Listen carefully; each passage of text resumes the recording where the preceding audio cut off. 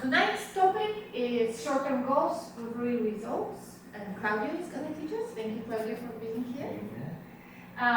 Next month, we have a topic of the neuroscience of goal achievement, how your brain creates your reality, and the speaker is going to be Ina. And if you scan this QR code, it will take you to our LinkedIn page where you can RSVP for this event. I'll leave it on for 2 seconds if anybody wants to scan it. And Claudio. Yes.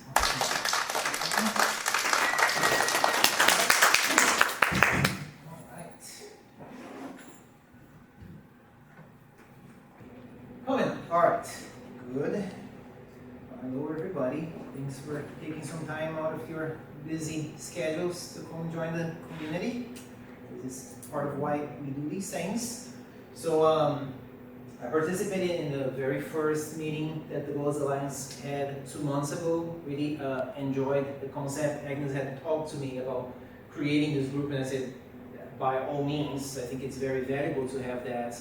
I know that Daniel gave the talk last month. I couldn't attend, but I did watch and I did take notes and I did process my notes to understand, like, to be able to build over what Daniel had shared. I didn't want to just repeat things, or if we will be revisiting some of those topics. I want to be able to add to it or provide a slightly different perspective on things. Hopefully that can help folks. This barcode will come back at the end. This is a way for you to just give me some feedback on what you saw, if there's anything that resonated with you, what was it that resonated, if there's anything you would also like to have seen before, let me know on that eval form, because that's the only way I can make this talk better. The way this talk came about, so Agnes had asked me if I would be willing to share some stuff about goal setting, and then she mentioned specifically about some frameworks for goal setting. Because a lot of us, we hear about SMART goals and Kaizen, and there's at least another half a dozen different frameworks that we hear. It's which one should we be using based on what you're trying to do? Also to break that fear of the whole 20-year vision, because many frameworks talk about, oh yeah, you have to establish your long-term vision, your 20-year vision. Well, that's scary. It's hard. It's very hard to do that. It's very overwhelming. Not everybody can do that. So I said, okay, I can speak to that, because I also do not have, 20 years ago, if you ask me, hey, 20 years ago, do you know what you're going to be doing? No. That's I had no idea. Do I know what I'm going to be doing 20 years from now? I have some ideas, but I don't necessarily have a plan. 20 years from now, I'm going to be living in Italy, in Rome, and what am I to say? It's just way too far out. There's no way for me to know, right? So this is going to be part of what this talk is about. You have my contact information there. So I'm a technical director here at Improving. I've been with Improving, it's going to be almost 9 years now. My background is in software development. I've been doing this since the mid-90s. I was born and raised in Brazil, moved to the US in 2002. It's been a while. My email is there, my blog. I've been blogging for almost 20 years now. A lot of these things that I'm going to be sharing here, I end up sharing on my blog as well, so you can find some more information there. And I'm not your typical techie guy. I also do other fun stuff. I always say, contrary to popular belief, when Claudio goes home, Claudio is not coding. Claudio is making music. Claudio is going to the track, race little motorcycles and stuff like that. And those are all part of goals that I set, right? Beyond what I do for a living, what are the other goals that I set? And this all plays into the talk that I've put together for you guys today. So, thinking about the 20-year vision, it's very hard. Most people have a hard time trying to see that far ahead. Very difficult. So how can we set up at least the next 90 days? It's a little bit easier to see and kind of forecast what's possible. We still do not know what's going to happen tomorrow, right? Well, tomorrow is Wednesday, I'll probably come to work, But you know, maybe there's gonna be like a few months ago there was some water damage at the house and I didn't come to work. I had to work from home. You don't know what's gonna happen, but at least you have a little bit more control over what's gonna happen. And even like breaking that into smaller chunks. What is tomorrow? What does tomorrow look like? What does the next step look like? I really like the theme or the tagline of this group, Design Our Future, Live with Purpose, because even though it talks about future, it's not like, oh, I'm daydreaming, I'm living in La La Land. It's design your future. You're right here, right now, trying to like project ahead and think, okay, 5 years from now, what would be a good thing to be doing? Am I retired by then? If so, am I going to be living in a beach city? It's like, what would that look like? But I'm doing that right now and living with purpose, like living in the moment with purpose. And I would even expand that, because a lot of people get tied on the, oh, I don't know what my purpose is. I keep looking for my purpose and I cannot find it. Well, you don't find your purpose, you make it. Right? Oh, I don't know what I'm passionate about. Well, do something. If you don't like that, do the next thing. And you keep trying different things until you find something like, oh, that's amazing. I was doing that thing and the time went by and I didn't even notice. Well, do more of that. And then maybe you're going to find not just your purpose, but different purposes. Because when you're hanging out with your kids, your purpose is to, have a quality time with your kids. When you're spending time with your spouse, now that's your purpose. When you're at work, that's your purpose. So we shouldn't look at life as, oh, I have one purpose. No, it shifts. Right? All day long it will shift. We just need to be aware of what those are so that we can be fully present doing that thing, the purpose for that moment.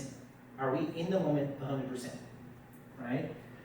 So what I'm going to be sharing, practical strategies grounded in lived experience. I'm not, for these things, I'm not much of a by the book guy. Like, I'm not going to recite exactly every single step of everything, every single method that we're going to be going over. It's more like, hey guys, I've been doing these things when I set goals. I've managed to accomplish a whole bunch of stuff.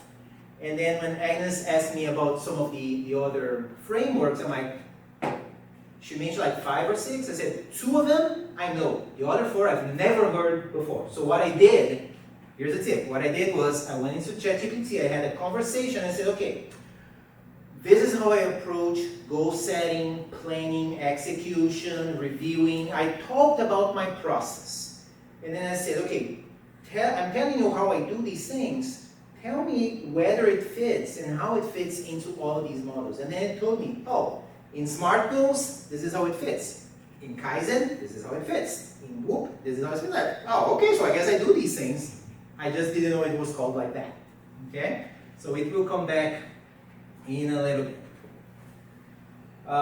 Short-term wins matter for lifelong goals. If we are just focusing on the long-term goals, we're going to find the analysis paralysis. Because it's so far out, we have so little control over. We may spend like a week planning our future and never really making a decision because you have no clarity. Because that's a lot of these frameworks, they talk about you have to have clarity in your vision. Like, how am I going to have clarity in something that sits 20 years from now? Right? And then again, when I think about those exercises, I'm like, let me think 20 years in the past. Was I thinking about the life that I live right now? No, not even close, right? So it's important to break through that. And if we experience things in the short term, that's when we start getting clarity, because that's what it's tangible. The things that you're doing right now that you're going to be doing tomorrow, that's tangible. That can give you clarity to what you could be aiming for years down the road. So the overwhelm, we talked about that. If we don't have a clear start, we procrastinate. Because if the goal is like too big of a vision, too blurry of a vision, we're going to procrastinate. Why? Because like we don't know what we need to know or do or have to move towards that thing.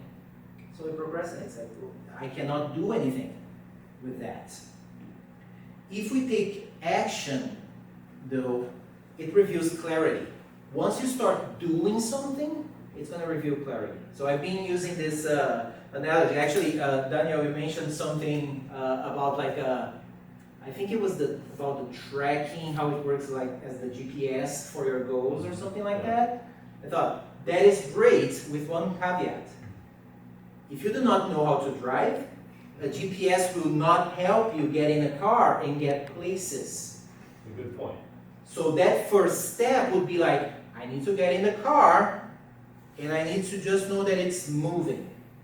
That's it. That's your first step. Get in the car, engage, and here it's so much easier, right? You just go and drive, release the brake, and then it's going to start moving. Good. That's all you need. You don't need a GPS, you don't need a map, you don't need a vision of the destination. You just need to make sure that you can get the car moving. And then it moves a little bit, it's like, oh, I like this. Oh, great. Oh, it's going a little bit faster. Oh, how do I make it? Oh, now we have to learn about the brake. Okay. Go fast, slow down. Oh, cool. Oh, now I want to go there. How do I go there? There's a steering wheel. That's your next thing. One step at a time. And then you see if you like it. If you like it, like, oh, now I want to go far. Right? You start working from that. But before that, if you didn't drive before, I don't even know what that is. How am I going to create a plan, a 20-year vision that's going to require driving if I don't even know how to drive, if I can't do that, right? So even if you cannot see that big mountain there because it's foggy, our vision is foggy, you can still see your next step, hopefully, right? Hopefully it's not as foggy as like, oh, I don't know if I can do this. Many times, and you guys mentioned Atomic Habits, right? It's just that first little step is getting the ball rolling, like Newton's law for productivity. You just need to get that ball rolling. Once it's rolling, once you got in some, like an object moving, it's easier to keep it moving than if it's standing still. That's what you want to do. Take one step. Oh, but I don't know. It's like, take one step. What if I'm taking the wrong step? Well, what do we do? If you get on the road, it's like, oh, I should be going north, not south. Okay, you do a U-turn, and now you go that way. But for that to work, you have to be moving. It's like you get on a plane, it's going to take off, and you see the plane go like this, and then it makes a U-turn up in the air and goes that way. It had to move first. And that's what a lot of us miss. We just like, we sit there, it's like, oh, I don't even know what to do. Start moving. Start moving. You figure it out. So with that said, there are all of these techniques that are not for the 20-year vision, they are for the foreseeable future. So SMART. So SMART I had known before, I've used before. Kaizen I've used before. I think I started looking at that in 2007 or 8. Whoop, hard and lock and later, had never heard before. When Agnes mentioned this, I had no idea what those things are, right? So those, and I'll share the slides with you guys later as well. What we need to understand about those is that they are just tools. That's all they are. They are tools with different characteristics to be used for different things depending on your intention. You may even use one of those tools for something that it was not designed to do. I mean, have you ever tried to like put a screw into a piece of wood using a hammer? I know I have. I don't have anything else. Boom! Right? It gets the job done. Or using a screwdriver as a hammer, right? You just flip it around and not designed for that, but it's the tool that you have available. You can grab. It's like, I'll do it. And you learn. It's like, oh yeah. If you use the hammer on a screw, it's going to mess with the thread. You learn. But at least you did something, right? And now you learn from experience, from lived experience. So that's what these methods are about. No one size fits all. There's not a single method that is like, oh, this is the one that's going to help me achieve all of my life's dreams, all of my goals. No, there's not such a thing. There are different frameworks that depending on what situation you're going through at that point in life, what you have available, what you've learned before, and where you're trying to go. It may be this tool or that tool. It may be a combination. You don't have to just pick one. You can start with one because it seems like it's the one that's going to get you moving. As you start moving, it's like, oh, now that I'm moving, oh, I see, I should be going this way. Okay, maybe you need a different tool. It's fine, right? There's no problem in doing that. So going through, as I said, I did this trick of like explaining to ChatGPT how I've been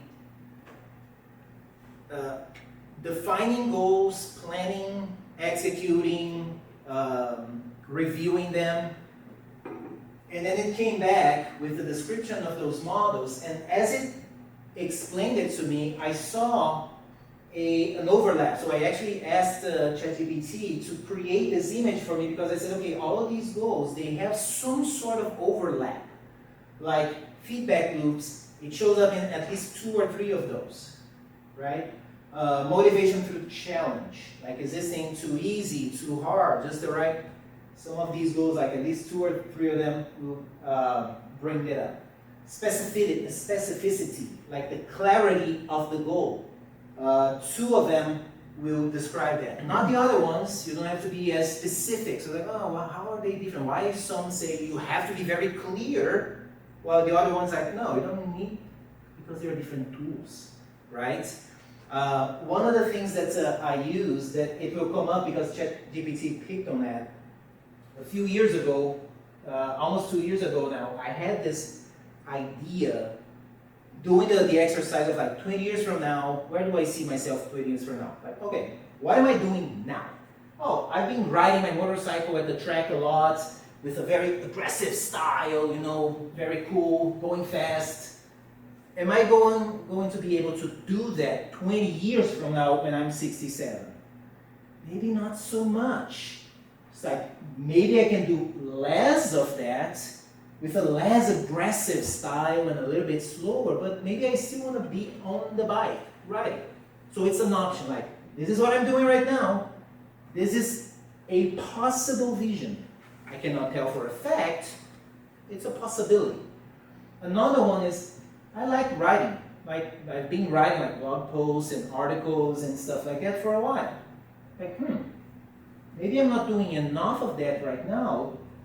Maybe it would flip. 20 years from now, you know, as an old man, just sitting there, like, you know, with my books, my pen, and I'm going to do a lot of that.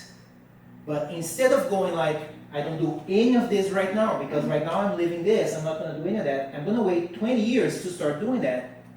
And then 20 years from now, I'm like, oh, I don't even like doing that. I don't know what it takes to do that. Well, why don't I start doing a little bit of that here? Right? So another example that I give people is, I've talked to people who say, oh yeah, when I retire, I want to go to Europe, maybe live in Spain or whatever, right? As an example. Oh, great. Do you speak Spanish? No, man, since high school, I cannot say even like mi casa tu casa. That's about, okay. Do you like Spanish food? It's like, oh, I don't even know what they eat there. Like, well, so you're thinking in like 20 years time to be at this place, living there, you don't speak the language, you don't know what they eat there. How's that going to work? You're going to wait 20 years? So my point to that is, what could you do today? Well, start learning a little bit of Spanish. How do I say, hello, how are you doing? Who are you? Where's the bathroom? Where's the restaurant? What do you guys eat here? Right? Start learning little sentences. That adds up over time. Right? Start looking up, what do people eat over there? Can I go to a restaurant and have a taste of it? It's like, oh yeah, no, is that what they eat? No, I don't like that kind of food. So maybe I need to think about other country or whatever. Like, what can you do? Instead of working on that 20-year vision, you can work on that vision. It's like, 20 years from now, what can I do today that can give me just a taste of that thing? Because then you can start reshaping. So, like I have this model, I have the same thing for other things. Like, yeah, besides doing this, what else could I possibly be doing when I'm 67? That would be 68, almost 69 now. Like, what else could I be doing? Is there anything that I could start experimenting now to open up that feature? It's like, I have all of these options that I'm experimenting with. which one I'm gonna pursue? I don't know. I'm gonna do a little bit of this, a little bit of that, see what I learn, what I like, what I don't. So as I explained that to ChatGPT, then it came back and it told me, hey, look, here's how your methodology, you have a methodology informed but experience driven way of doing things. So Kaizen, that focuses on small continuous improvements. I learned about Kaizen back in 2007, 2008 when I started looking at the Toyota production system, right? So I learned about it in lean manufacturing from that perspective, business and all that, but it specifically talked about continuous improvement, and that caught my attention. Not just because we were applying the same concept to software development teams, little improvements, every sprint and all that. It was like, oh, how can we apply that to ourselves? And the main thing there, the main mantra is that you follow the plan, do, check, act. You plan on what you're gonna do, you do the thing, right? And then you check, okay, what is the result of what I just did? And then you act in the sense of like, do I want to keep doing more of what I just did? Or based on what I've checked, I need to change a variable and try again and see what the result is. So you make like very short cycles where you plan a little bit, you do a little bit, you check the results, and you decide, do I want to keep doing it? Maybe it's like I need to do more of it so I can collect more data to then make an informed decision. It's like, yeah, I need to do more, or I need to completely change direction, or I need to just change this one thing here, and then try it again and keep checking. That's all that is to Kaizen, right, in the Toyota production system. So the way it's oh, this is how you're doing this thing in Kaizen. Oops, sorry, it's not obeying me right now. It should be sliding back. That's interesting. I did not let me do the thing. Hold on. Doesn't work that way. I'll try it this way. Interesting. Huh. Okay, let me close that and open it back again. Is that just a normal Obsidian canvas? It is an Obsidian canvas with the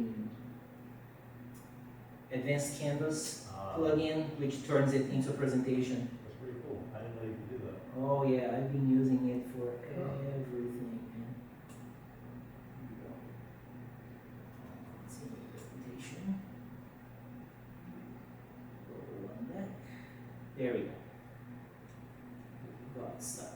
So what it gave me is this idea that the way I track goals and metrics, and so whatever goal that I set, I work on it, and I keep track of it in a very low budget, low cost manner. When did I do what? That's it. So if I say my goal is going to be, and this comes from real, the whole Spanish thing that I was saying. This actually is one part of one of my goals. Years ago, I wanted to get better at Spanish, get more fluent, and then the outcome that I wanted was two things. One was to be able to give a talk in Spanish, which is like, woo, it's raising the stake, right? Even a talk in not a language that you speak primarily, and going to a country that primarily speaks Spanish, and I wanted to speak Spanish there. Those were the two things I wanted to do. Those are some big, lofty goals. What is the minimum thing you can do? Well, I'm going to like use Duolingo, say 5 minutes a day, and see what I learn. So that's what I would do. Whatever day is today, 5 minutes of Duolingo. Another day, 10 minutes of Duolingo. I learned the following words. I didn't know that was a thing. This day. So just record that. Because then, at the end of the week, at the end of the quarter, even if I feel like, I don't know if I've made much progress in life this month. Life sucks. I could look back at this log and say, wow, I actually worked on that thing every single day. I didn't miss a single day. And I recorded it. I learned this thing that I didn't know a month ago. I learned this other thing, and I can sit down and like ponder over that, and then decide, what do I want to do next, right? Very like small increments, and it gets you going. So doing the very like simple 2-column table, because I know we can do like depending on the goal, we can get like smart devices and all kinds of different sensors and things to collect all of this data and all these metrics that when we pull up the data and do data analysis, we don't even know what that data actually means. So it's like, yeah, I have all this stuff, I have no idea how to use it. No. On this day, I did this. On this day, I did this. Start there. Right? Identifying hindering habits. Notice, it's not like good or bad habits. It's what are you trying to accomplish, what you're trying to do, and do you have habits that are hindering you getting there? Because if it is, then you have to do something about it, whatever that habit is, right? And this is something that I'm very specific about. Depending on the goal that I set, as I'm setting the goal, I think, okay, which habits of mine may mess this thing up? So for instance, I want to wake up earlier to do my morning reading. I want to do most of my reading in the morning.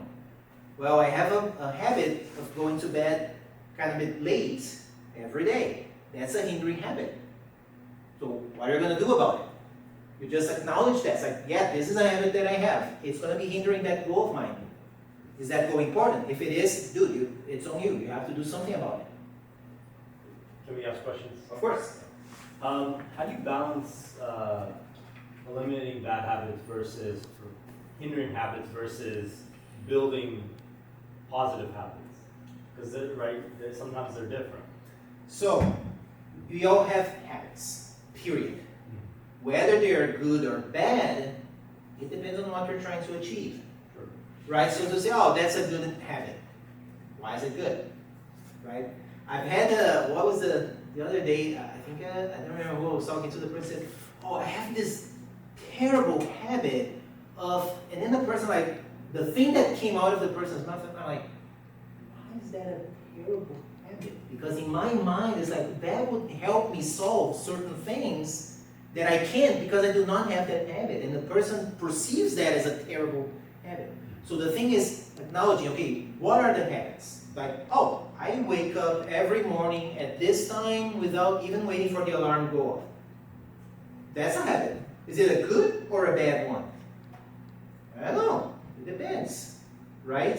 It really depends. So the main thing that I've learned from some of these exercises is just to learn what habits I have that I don't even think about them because they're habits, right? So, oh, every time like I get up in the morning and then I do this thing and this other thing and this other thing. Am I aware of all those things or am I just going by the motion?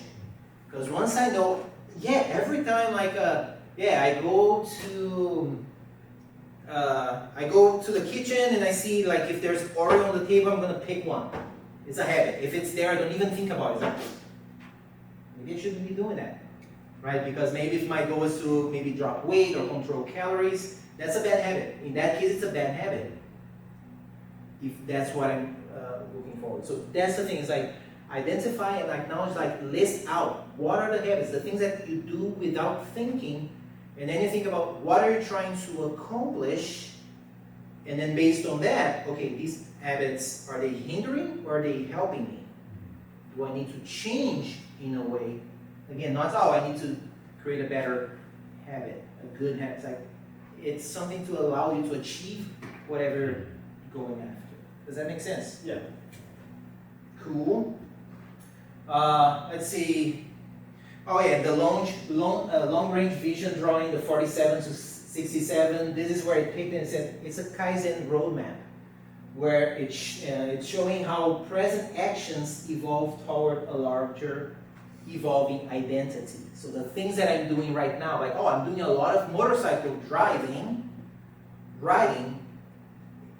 I'm doing it in the present, it can shape my identity in the future. The future could be this 67, 68 years old guy riding my motorcycle, whatever. Or with the writing, okay, right now I write quite a bit. I've been like writing a blog post every week for a long time. It's setting an identity of me as a writer because I do that. It's not just because I say, oh, I'm a writer. But no, I write pretty much every day. I'm writing something. 20 years from now, do I want to do more of that? Maybe. Depending on what, or based on what I'm currently doing every day, every week. That's what I'm shaping up to be. But nothing prevents me from going like, you know what, I think I have a good eye to like framing good shots, like taking photos, even with my cell phone. Maybe 20 years from now, I want to just get into photography. Oh, okay. What would that mean? Well, maybe I need to buy this really expensive camera. It's like, no, just use your phone and practice that. Start there. Start learning how to edit photos, right? What is the little step that comes out of that to then work on your identity? Because identity is not that thing that's set. We can change our identity however we want if we put the work in, right? Because there's a politician in Brazil that the guy keeps like boasting himself, saying, "Oh yeah, I'm an athlete," and whatever. Like he hasn't done anything as an athlete for like 40 years. But he keeps calling himself an athlete because of something he was 20 years ago. It's like, no, if you're not currently doing it, you cannot claim that you are the thing. You're a former athlete. Yes, right? Oops, sorry, I need to go back because this is where I want to roll or scroll. So that is the Kaizen one. Continuous improvement, short feedback cycles. SMART goals, this is one that I know I had applied to some extent before. So it's an acronym: specific, measurable, achievable, relevant, and time-bound. Right? So you have a very clear-cut goal that you're working on. Specific, what you're trying to do. It's measurable. So like years ago, I was into this thing like I want to put out one blog post every month for a quarter, for 3 months. That's how I'm going to measure it. At the end of 3 months, I need to have at least like 12 blog posts. That's my measurement. Achievable, right? If I said, oh, by the end of 3 months, I want to have a 1,200-page book, I don't think that's achievable. It has to be relevant, right? Something relevant that connects with who I am, what I'm trying to achieve in life, right? Otherwise, it's irrelevant. Why are you working on that thing? And time bound. You have to put a deadline on it. You cannot just be working, ad eternum there. You have to say, this is what I'm going to do for 3 months. Since the focus tonight is 90 days, that's it. That's your deadline, right? Whenever you started, you count 90 days, that's the end. That's your deadline. You have to keep an eye on that. So it's about structuring goals, clarity, and accountability. It resonated with what I do from the standpoint of setting metrics. Like, I depending on the goal that I'm setting, I specifically put down, I'm going to work on this number of hours every day, or every week, or every 2 weeks, whatever it is. I set that, because usually the thing is we say, oh, I don't have time for this or for that. Well, we need to set time for that. You cannot make time. That's not something we say, oh, I'm going to make time for that. No, you don't. Nobody can make time. Oh, I'm going to carve out some time. It's not like that. Time just keeps going by. You have no control over it. What you have control over is to say, all right, today has 24 hours. I have to sleep for however many hours. Okay, 10 minutes a day. I can commit 10 minutes a day. That's what I'm going to do. So I write down my goal, 10 minutes a day. This is the thing I'm going to do. If it's like a writing goal for 10 minutes a day, I'm going to say, okay, 10 minutes a day is going to be like from 7:30 to 7:40. I'm going to sit down and I'm going to write. Just start writing for 10 minutes. And then I move on. I worked on my goal because that's specifically what I said I was going to do. So I'm committed and I'm doing the thing I said I was going to do. Period. Duolingo, Smart, podcasts.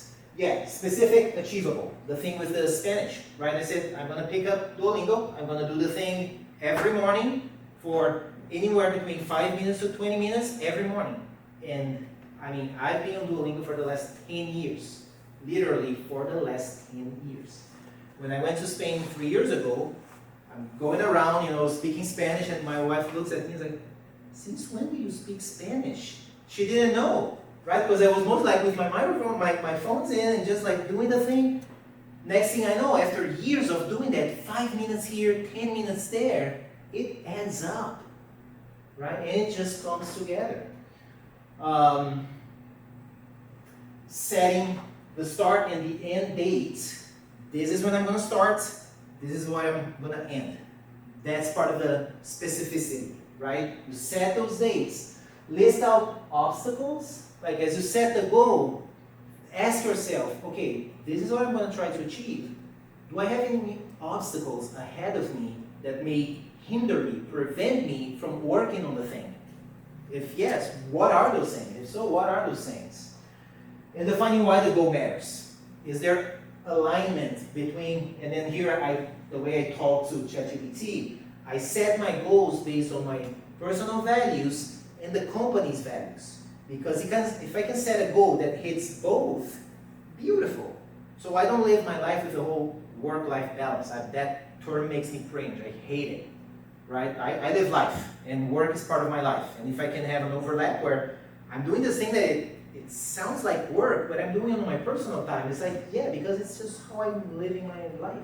The same way I bring like my personal stuff back here to work, my music stuff, my my hobbies and stuff, because it's just part of my life, right?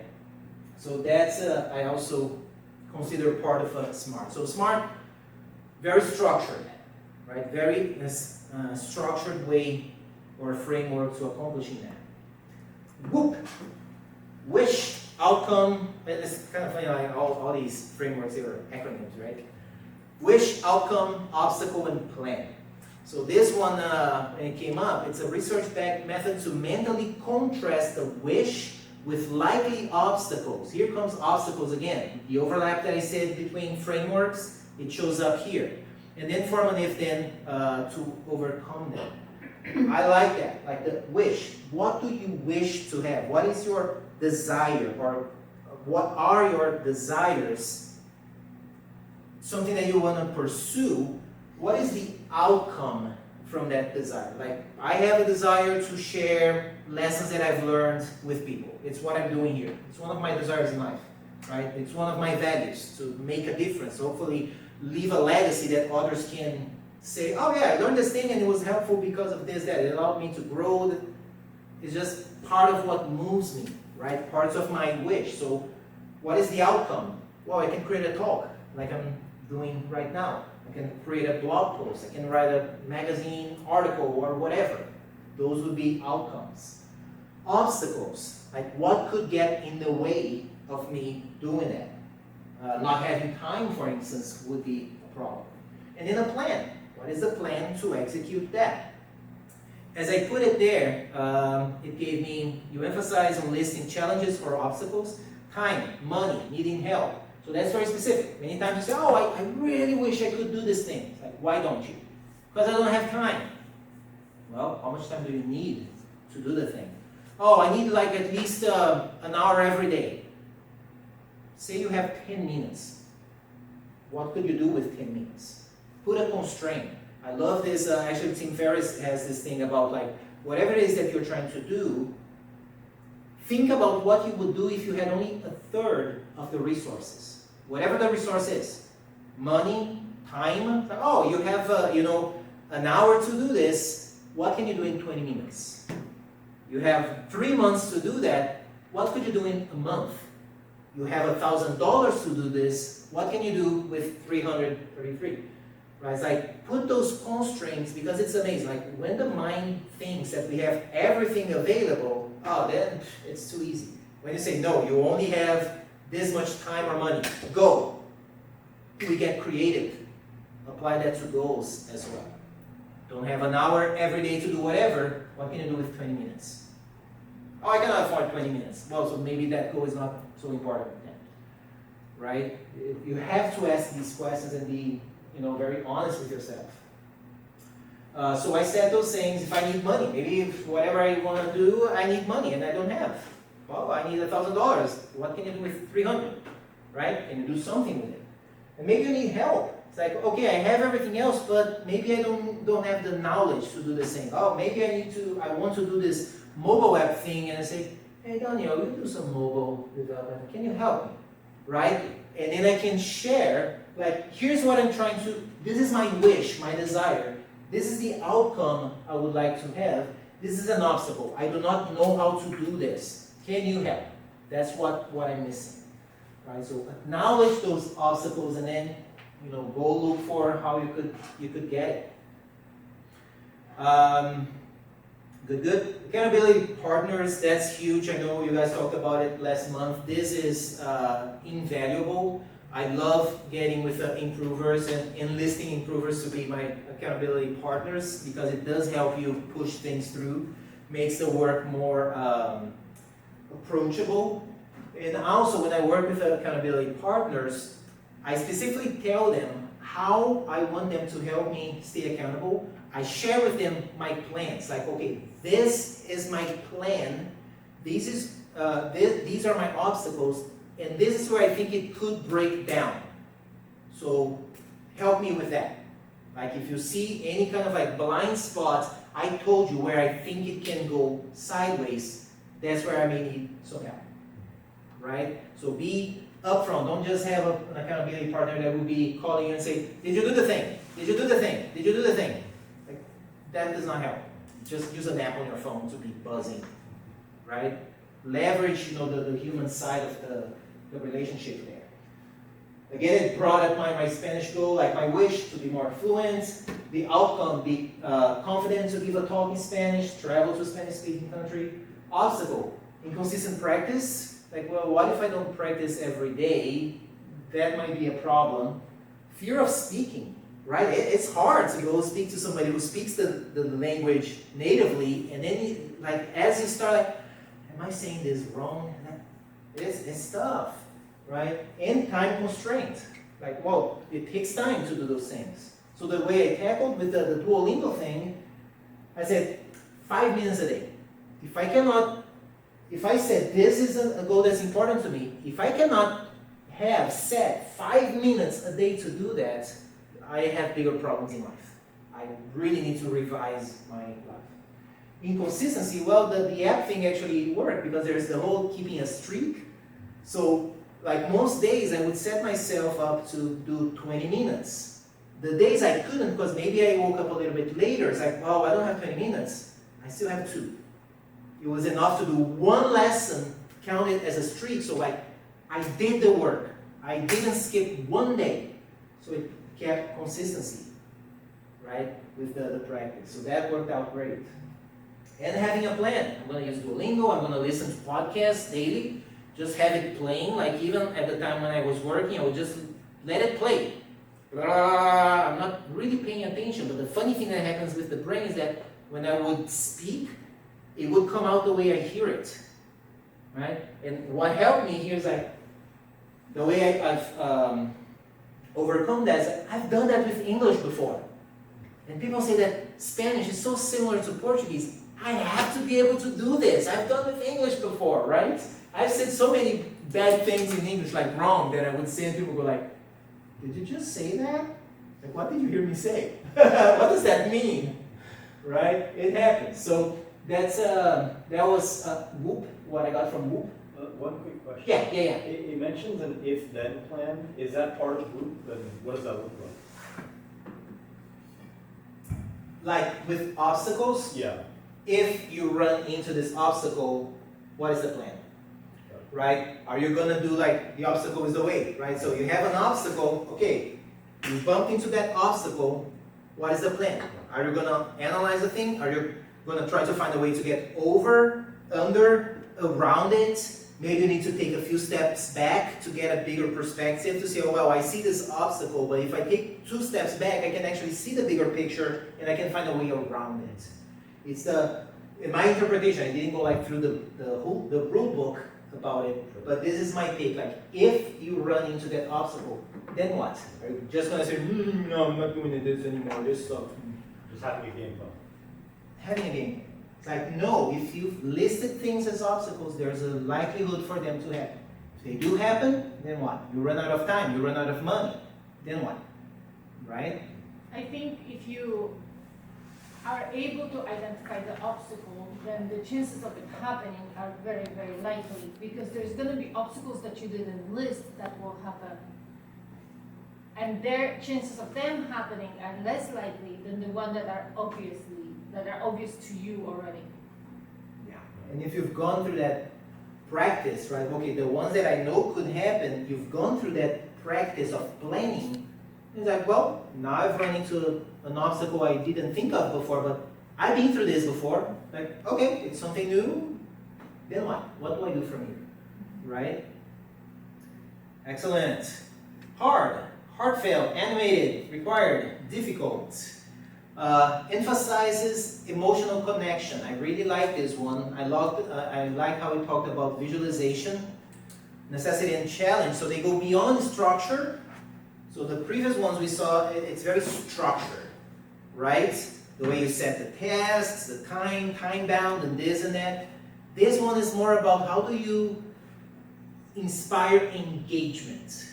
How do you set up goals that will actually going to be engaged with it? So it speaks more from the heart and the visualization part. That one really resonated with me. So as I mentioned before, the way I look at setting goals that will resonate or align with my values and the company's values, that helps because it speaks to my heart, right? When I set my goals personally, I've been setting this for many years now, where whatever goal I'm thinking about, it's like, okay, is this a personal goal? Is it a company goal? Or is it a client goal, right? And sometimes I find these goals, it's like, it hits all three of them. I'm going to have my heart and soul into it. As opposed to, oh, it's just a client thing, maybe I'm not going to be as invested. So I always look at goals, like even if it's like a client, a business specific ones, like as a person, what do I need? What is the story I have to tell myself? So it's like, now it's my goal. I'm 110% into it, right? How can you make it speak to your heart so that you feel more engaged with it? Animated, I like how ChatGPT said that my 47 to 67 is incredibly animated, literally, because really, that was me, like the image that I have in my mind for now and 20 years from now, what kind of image do I see? So like, I can envision that. I can see myself as an older person on a motorcycle riding like that, right? It's that vision. What does it look like? This one makes me think a lot about, we were talking about this the other day, the people who are visual thinkers versus text thinkers, which I thought at some point that everybody thinks in images. It's not the case. I do. So it's easier for me like to start visualizing things, like even giving this talk right now, as I was going through the content last night, I was visualizing, like doing what I'm doing right now, like leaning against the thing here and talking to you. Like I was visualizing these things. I was visualizing, oh, I'm gonna have this, which has my map of the talk. I was already visualizing the setup. I didn't know that the tables were gonna be set up this way, but because I know the room, I know like where the projector is, I could visualize and then just come here and deliver the talk. So for a lot of things that I'm planning on doing, I sit down and try to think, what does that actually look like? And I try to paint that picture. Do we have anybody who's text thinkers? Like, how, when you need to like visualize something, what does that look like? A bunch of words? Is it a description? Interesting. Yeah, I've been fascinated by it. Once I've heard that that's the thing, it's like, that's gotta be I mean, I can remember something that I've read, but trying to remember something that You cannot connect images to the concepts, the words. I can, yeah. It's very, yeah, it really got me thinking a lot, because when a lot of people talk about like, oh, it's a vision statement. And usually like a vision statement is like a wall of characters. Like, how is that a vision? Like, that does not paint. I'm seeing words there, And then in my mind, I'm like, what does that actually look like? So it's, thanks for sharing that. That's an answer that I do not have. It's like, how do you set like visions? How do we envision something if you're thinking in text? Like, are you describing, like in words, what things would be? Fascinating. I need to do some more research on that. For me, if I have something that I'm confused, I'm unsure, or something maybe doesn't add up or doesn't glue together, if I sit down and I try to describe it, it gains clarity. If I cannot describe it by words, then I lack the clarity. Then I'm Yes. still missing something. Yes. So I sit down and I describe it by words, and once I describe it, I could probably create the image based on the description. But as you're describing, not the are you other. describing words that you have or an image that you have in your mind and you're finding words for Words. it? But see, yeah, like look at how he was, like when he was preparing for the talk, he was talking about the room. Mm-hmm. He wasn't thinking about what he was gonna say. You know, it's interesting, because I wouldn't think about the room, I would think a lot about what I'm gonna Yeah. say.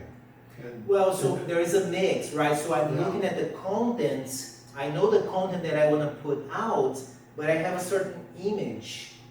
So Even as you're thinking about the words, the image just kind of pops. yeah, I'm the same way, totally visual. Yeah. Like anything, even time, like thinking of next year, there's a timeline in my head. right. And I can point to, well, it's right there, next Yeah. year's right there, last year's right there. Yeah, When we talk about 20-year vision, I want to envision myself somewhere. So then I see a picture. I'm walking around the lake, or I'm swimming, or I'm climbing the mountain. I see myself actually doing the action or being part of the action. so you can visualize it. But when it Yeah. comes to like a shorter term goals and Uh-huh. explaining a concept to somebody, I have to explain it in words, and then from there I'll draw it. Gotcha. Do you see, when you think 20 years ahead, do you see a picture or words? yeah. I That's a see good it, I I thought. see it mixed. See, 20 years, 20 Yeah. years images, Interesting. Yes. 90 days That's good. text. Yeah. Interesting. Because 20 years is hard to, Right? Yeah. My brain refuses to go there, for a variety of reasons. You will be old one day. I know Yep. that, but it's just, Yep. well, So this one resonated with me for that reason, because I've learned about visualization when I was a teenager. There was this one book, that one thing I remember about the book was describing, like, visualize the outcome. Like, whatever you set yourself up to do, like, visualize, what does that look like? Because then your brain starts seeing. I have a feeling you're gonna be riding opportunities. motorcycles at 67. What was that? I think you're gonna be riding motorcycles at 67. Because if you're doing it at 47, I think you can do it at 67. Yeah, and I've met people at the track that were like 70, 72, and they were like blazing fast. Yeah, so It's it's like, amazing, but it's possible, right? It's possible. well, yeah, because if you can get on a motorcycle, I would never get on a motorcycle. yeah, so At that any would age, yeah. I wouldn't get on a motorcycle, it's dangerous. So if you actually, can it's do less that- risky when you're older. You have lots. It's risky. You have less it's to lose. risky. You have nothing It's to lose, risky huh? at any age. You have nothing to lose. My You're I didn't think of it that way. All right, so thinking of that, evaluating goal size, this is something that I do quite a bit. It's like the thing that I'm telling myself it's a goal. Is it too big, too small, or just the right amount? And it's like, do I always get it right? Absolutely not. Right? Sometimes I set up a goal, and I'm like, oh, I think that's okay, and then I'm working on it, like I'm a month into the thing, and I'm like, holy cow, that was a little bit too much, wasn't it? It's okay. I've learned it. I review my goals. Nope, I need to break it down into smaller chunks. That's fine. But at least I did something, right? Or maybe it was too small. Like, oh, I thought it was going to take me a whole month. It took actually 2 days. I learned that I can actually bunch it up and do more. You can blame it on the development team. They didn't estimate it properly. Right? The developers cannot estimate. Here, You should be your first accountability partner. Like having the, oh yeah, I was working on this goal, but then my accountability partner didn't show up or didn't help me as much as I thought they would, and that, like, no. You have to be your first accountability partner. You have to stay accountable to yourself. So this is part of like the way I set myself up for goals, is like how I'm gonna be calling myself out. If I'm telling myself, dude, you said you're gonna be doing this thing and you're not doing it. Like I have to set things and reminders to say, buddy, it's on you. It's your goal. If you're asking somebody else to help you being your accountability partner, it has to start with you. You have to be the first one to show up and make it very clear that that's what you are doing. And that's where it links to the required, right? There's no outsourcing commitment. You are the one actually doing the thing. Being accountable partner to myself is kind of hard because I'm the one who judge myself a lot. Yeah? Sometimes I couldn't find the balance. I mean, if someone said that if I'm the partner, him or her, I would be so nice, like try to explain or try to share what I did or what my obstacle was or this kind of stuff. But then when I sit with myself and try to be accountable partner to myself, generally I'm the You're not a judge. But it's a judge or lesson. something like But that. that's a lesson to be learned. Don't we all do that, right? We tend to be a lot nicer and kinder to others than we are to ourselves.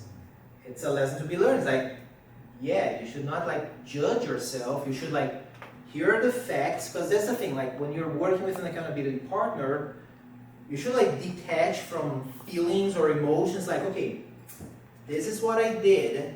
This is what I'm learning. Do you see anything here? Give me critique, not criticism, right? It's critique. It's basically, okay, these are the facts, this is what we're seeing, and we're aiming towards growth.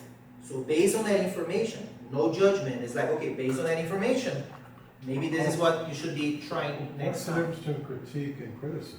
What's that? What's the difference between critique and criticism? Thank you for asking that. Because I had the same question, because in Brazilian Portuguese, we use the same word for both. So when I moved to the US and I started hearing different people use critique or criticism, like, okay, I'm confused. What's the difference between the two? Because then we hear, oh, it's constructive criticism. And then I read in a book where the author said, there's not such a thing as constructive criticism. Because when you're criticizing, you're tearing somebody's work or the person down. There's no way to build all of that. So that resonates like, oh, I see. So the way I've learned through some research is criticism tends to be more like speaking of the person or the work and really tearing it down, being very judgmental, right? And putting like the person's biases and opinions. It's like your work is not good. You are not good because it's not the way I would do. That's criticism. Critique is more like, oh, okay, let me see what you did. Oh, what are you trying to accomplish? Okay, well, this is what I see. And based on what you told me that you're trying to accomplish, maybe try this other thing here. So that's where I understood this is a critique. You're stating the facts, there's no bias, there's no like heavy opinions like, this is what I'm seeing, you told me you want to get there, and you're aiming that way. The data is showing that you're going that way. You're going to have to steer that way. As opposed to, couldn't you see that you were going? That's criticism. You're doing it wrong. What developers say a lot, right? Oh, Daniel, you're doing it wrong. But that's a fact. Ooh. So that's how I. It's a fact, but you don't have to tell them. Thank you. Depends on the person. Right. Yeah, some people need to. Well, Some but see, people but cannot see, like you handle said, criticism. criticism is never constructive. Yes. Yeah. So that's why, as I said, in Brazil, because we use the same word for both, it's always for the bad thing. Like criticism is always like bad. If somebody's criticizing you, it's bad. It's never like critiquing you. We don't have that distinction. So it wasn't until maybe like 3 years ago when I started thinking, I was like, oh, okay. I wonder why we have the word constructive criticism. It's so popular. So it's one of the like people don't even think about it. I've seen people change to constructive feedback. Feedback is a better word. Yeah, because I like Right? Feedback is, hey, this isn't, exactly. Yeah, because it's like it's aiming towards growth. Yeah. That's what you're using that for, as opposed to, "Hey, I just want to tear you down." Yep, so that was that. And then last but not least, log and Latham. This is another one I had not heard before. Also research-based clarity, again, like similar to specificity. Challenge, you want to find the proper challenge, because if it's too easy, you're not going to do. If it's too hard, you're not going to do. It has to be just the right level of challenge for you to engage with it. You have to be committed. You need a feedback loop. Like with Kaizen, you need to have a way to, like, you do the thing and you revise it. Am I still on track? And you keep revising. Make that a tight feedback loop. And the task complexity, the different tasks that you are doing, you should also look like, okay, this is the goal, too much, too little, and then the individual tasks within the goal, you also want to properly size it. It's very Scrum-like, if you will. The way it listed that for me is the clarity. When I set up goals, I always take time to find a one sentence that describes the goal, right? It has to make sense. It has, like, as I look down, if I'm not like working on a goal, I'm like thinking about dropping the goal, I need to look back at that sentence and understand, like, dude, that's what you were telling yourself. Like your past self, yourself from 30 days ago, wrote this and really thought this was important. If your present self looks at that and does not think it's important, what's changed? Right? So it's a way for me to always be thinking about it, because we change, our mood change. Like one day we're happy, we set this beautiful goal, 30 days later you're going through some bad times, you look at it, oh, that's stupid. It's like, no, wait, what changed? What's going on? Because 30 days ago it was fine, what's happening? Right? It's just that touch point there. So I put the titles, the dates, the description, like I expand with the description, I give it a little bit more. I link it to like, what values of my own does that goal relate to, right? Because I've narrowed it down to like my 2 core values and 8 supporting values. I just recently learned that from psychologists, they call it the terminal goals, like the real reason for your existence, what gets you moving, and the instrumental values, the ones that will help you achieve your terminal values. So I look at that. As I sit down and I write a goal, I think, okay, let me look at my list of goals. Where does it fit? Because if I'm setting a goal that does not fit any of my values, I'm like, why the heck am I even considering this as a goal? It does not fit in my life, in my why I think that I exist. It does not fit there. Why am I spending any time and resource on that? Right? That to me is very important. And as I said, I link that to my personal values and to Improving's values. Because we have on the wall, dedication, excellence, involvement. So as I'm setting a goal, like giving a talk like this is involvement, this is dedication, right? It resonates with Improving's goal, and it resonates with my own goals of sharing stuff. Like, yeah, heck yeah, right? What was the first, sorry, the first, you mentioned like the base goals that researchers call terminal. Oh, terminal. Terminal. Yes. Previously, I was just calling core. It's like, oh, those are my core values. But like last week, I was listening to this podcast where they were talking about values from a psychologist perspective, and then they brought it up like, oh, that's what it's called. At least from one psychologist standpoint. Challenge, like, oh, should I set 1 goal or 10 goals or 35, right? I've learned that if I set 1 goal and I don't accomplish that goal, it's very demotivating. It's like, dude, it was 1 goal. And I've learned that if I push it a little bit forward and say, you know, I'm going to set 5 goals. If I don't accomplish 2 of them, I accomplished 1 of them, and I did put some work in the other 2. That's actually pretty good, right? I accomplished 1, I did do some work in the other two, at which point I look at my notes and say, okay, I worked on these other goals, I didn't accomplish them. Why? Maybe it was too big, or I've run into obstacles that I had not thought about it before, and I didn't have a plan to go around them. I learned, so I still put in some effort in personal growth, and I can revise and say, okay, next time instead of 5 goals, I'm gonna set 3. Or the other way around, I'm gonna push it a little bit more to see where I go. So I keep doing that. Like every quarter when I set my goals, I think right now on Engage I have like maybe 10 goals that are there. Some of them I may not be able to finish, but what I do try to do is at least one thing I'll do towards that goal. Like I did put some work in. What did I learn?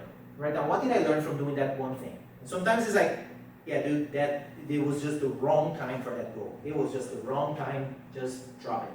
That's fine. Okay? There's no judge. Like, I'm not self-judged, like, oh, why didn't you do that? It's okay. You thought you were going to be able to do it. You did some. You learned something, not the right time, not the right, circumstance, whatever. You move on. You're a loser. Right? You're a loser! Right? Self-accountability. We mentioned that before. Feedback, tracking, reflection, partner check-ins. That's the kind of feedback loop that I have. The tracking, as I said, every day, whatever I do, I put a little timestamp in my system. This is a timestamp on this goal, this is what I did. Like that, pretty quick. I just do that as I'm doing stuff during the day. If I don't have the time or don't have my computer to take that, at the end of the day, it's like, yeah, let me see, I did this, I did this, I did this, I just quick log. When I do my weekly review, right, so every Saturday or Sunday, depending on what's going on at the house, I'll go through, like, what did I do this week? Was it everything related to goals? Were things that, like, oh, I didn't think I was going to be doing those things. What are those things? Are they stealing time away from what I wanted to be working on? It's a moment to sit down and reflect, right, based on what I recorded. I gather data during the week, and then over the weekend I reflect on that. And that's the reflection part. What have I learned from this? Because while you're doing, it's just that. Just do it. Just like, I'm going to take one step. That. What did I just learn? That if I want to go far, walking the way I just did, it's not going to take me far. I learned that much. I learned that I'm not going in the right direction. I learned that there is a wall there that I couldn't see before. Right? I write down, that's what I'm pondering when I do my reflection. If I have a partner check-in coming up, like if Daniel is my accountability partner, and this is how I set myself up. Let's say we have a call like every Tuesday at 7 a.m. Because I know I'm going to be touching points on Tuesday at 7 a.m., I have something on my calendar that says Sunday night, you have to be done with the stuff that we're going to be talking about. Oh, but what about Monday? Life happens. I'm not going to count on Monday. I'm just like, nope, because I asked for your time to show up that day. I have to show up, and I cannot just show up and say, yeah, I didn't do anything. Oh, what? Just, no, there's, like, I'm asking you for your time. Yeah, I have to do whatever it takes. If I need to, like, 3 days ahead of time, I need to prepare to make sure that I can show up properly, that's what I'll do. And I do that with, like, business meetings, for instance. If I know I'm going to have a meeting with Devlin, our boss here, right, our president, on Wednesday, by Monday, I should have revised whatever we're going to be talking about. I should have any information readily, because I know it's very hard to get his time. So I need to make his time work, right? And same thing if I have friends. I had a goal a few years ago where I had 2 improvers as accountability partners, because I wanted to experiment with fiction writing, because I've been doing a lot of non-fiction writing. So I want to do fiction writing. So I know one improver who has been doing fiction writing as a hobby, and then another improver who's really good with logistics. So that was my thing, right? I told one improver, okay, you're going to be my accountability partner on the creative side. Because if I have like writer's block, I'm pretty sure you're going to be able to help me with that. The other one is more of the logistics, making sure that I'm organizing my plan of execution from a logistics standpoint. That was it. I'll just prepare ahead of time. When I showed up on the calls, I've done my stuff. Because I value your time, I value your willingness to be helping me. I need to do my work. I'm the first accountability partner. Breaking the tasks into bigger, small, and this one is important, the frequency of tasks, right? As you're setting up whatever it is that you're gonna do, think about it. Is it something that you just need to do one time for that goal? Or is it something that you need to do like weekly or every other day? Like figure out what do you need for that one goal. With that all being said, I'm gonna ask you guys, that's why I printed some of these things here. Let's see. Alright, on this side there is a list of these methods. I would like you guys to spend like maybe 2 minutes. Was that? Right? So why am I working so hard? Why am I working so hard? So that first box has all of these 5 methods we've gone over. Please just have a look at them, and based on your current season of life, which one do you think would be the best tool for you right now?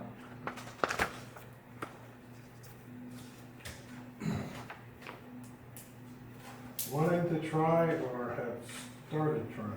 Maybe it's like as you look at this, it's like, okay, based on where I am right now and the things that I'm thinking about doing, which one seems like, oh, I should try this one here? I'd only heard of 2 of these, so. I've definitely heard of SMART. That's probably the most famous one in SMART. That's from special ed. Yeah, Special ed, I mean, for an IEP, yeah. they talk about SMART. I had forgotten about it. But it's- No, SMART goals I think are still very effective. Yeah. But it's always good. I think every tool has its blind spots.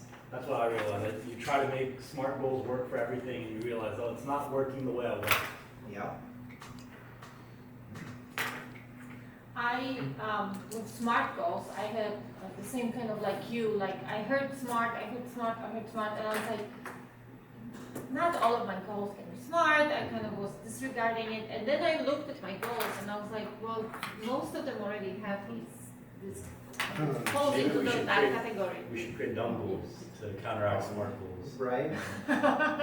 We need to come up with our own acronym. Yes. for Right. dumb I'm goals. sure we can Yeah. do that. I'm sure we can I'm sure if we ask ChatGPT, we Yeah, can. there you go. Oh yeah, you would bring plenty of options. How about Chairman we put under all- mentorship. There you Right, go. there's- We already get the first. We put all 5 of them and be like, hey, how from this you can come up with dumb goals and a great acronym for it. And probably ChatGPT. It will, yep. Yep. I'm leaning towards whoop, because obstacles have been. I can always plan things out, but it's the obstacles that get in the way, the little things that sort of derail me. And I like just listing them out early on and then trying to deal with them before they happen. So I'm gonna try that out. Good. Thanks for sharing. Yeah. And you have to back that up, like, so obstacle is one part of it, the other part is like the wish. Do you have like a Yeah. wish that you wanna tackle? That's why I like Woo, Yeah. because Yeah. it's, wish sounds something, the term is like, I wish I did this. Yeah. That's different from saying, well, like, I wish I was fluent in Italian. Mhm. Okay, I mean, that's just like I wish I was fluent in, or I wish I was this, or I wish I Yeah. was. So that's, because I think it goes back to, with that one, it goes back to the wish. Mhm. Yeah. Well, do you really want to learn Italian? Well, It makes you think about it. I think, well, I started it, then it got kind of boring because it's the same words over and over. But then it's like, well, when you're going to Italy next year, it helps if you can speak Italian. Yeah. I think it helps a little bit. Yeah. Yep. But the thing about it is when you have software, it kind of, with Duolingo, it keeps pestering you. Yeah. So Italian was a language that I learned some 5 years ago because I had a trip to Italy and Germany. So I learned a little bit, like just enough to say hi, how are you, good morning, good afternoon, these things, and all on Duolingo. I started with Spanish and then I switched to Italian. Yeah, I love Italian. I want to go back to it. I just love it. Yeah, and there's something, the way it sounds, well, I know, it's all those vowels Yeah. and grazie, you know. Yeah. I like the food, so that's my thing. And well, my grandparents were from Italy, so I do talk with my hands a lot. So I already got the proper. That's where that You're already comes halfway there. I'm halfway there. That's right. Yeah. That's where Lassala comes from. It's from Calabria. The sound, it's SAO, but it's pronounced sound. Paulo? São Sound. Paulo. Sound. So São Paulo is it's an Italian colony, if you will, because a lot of Italians migrated to São Paulo. Cool.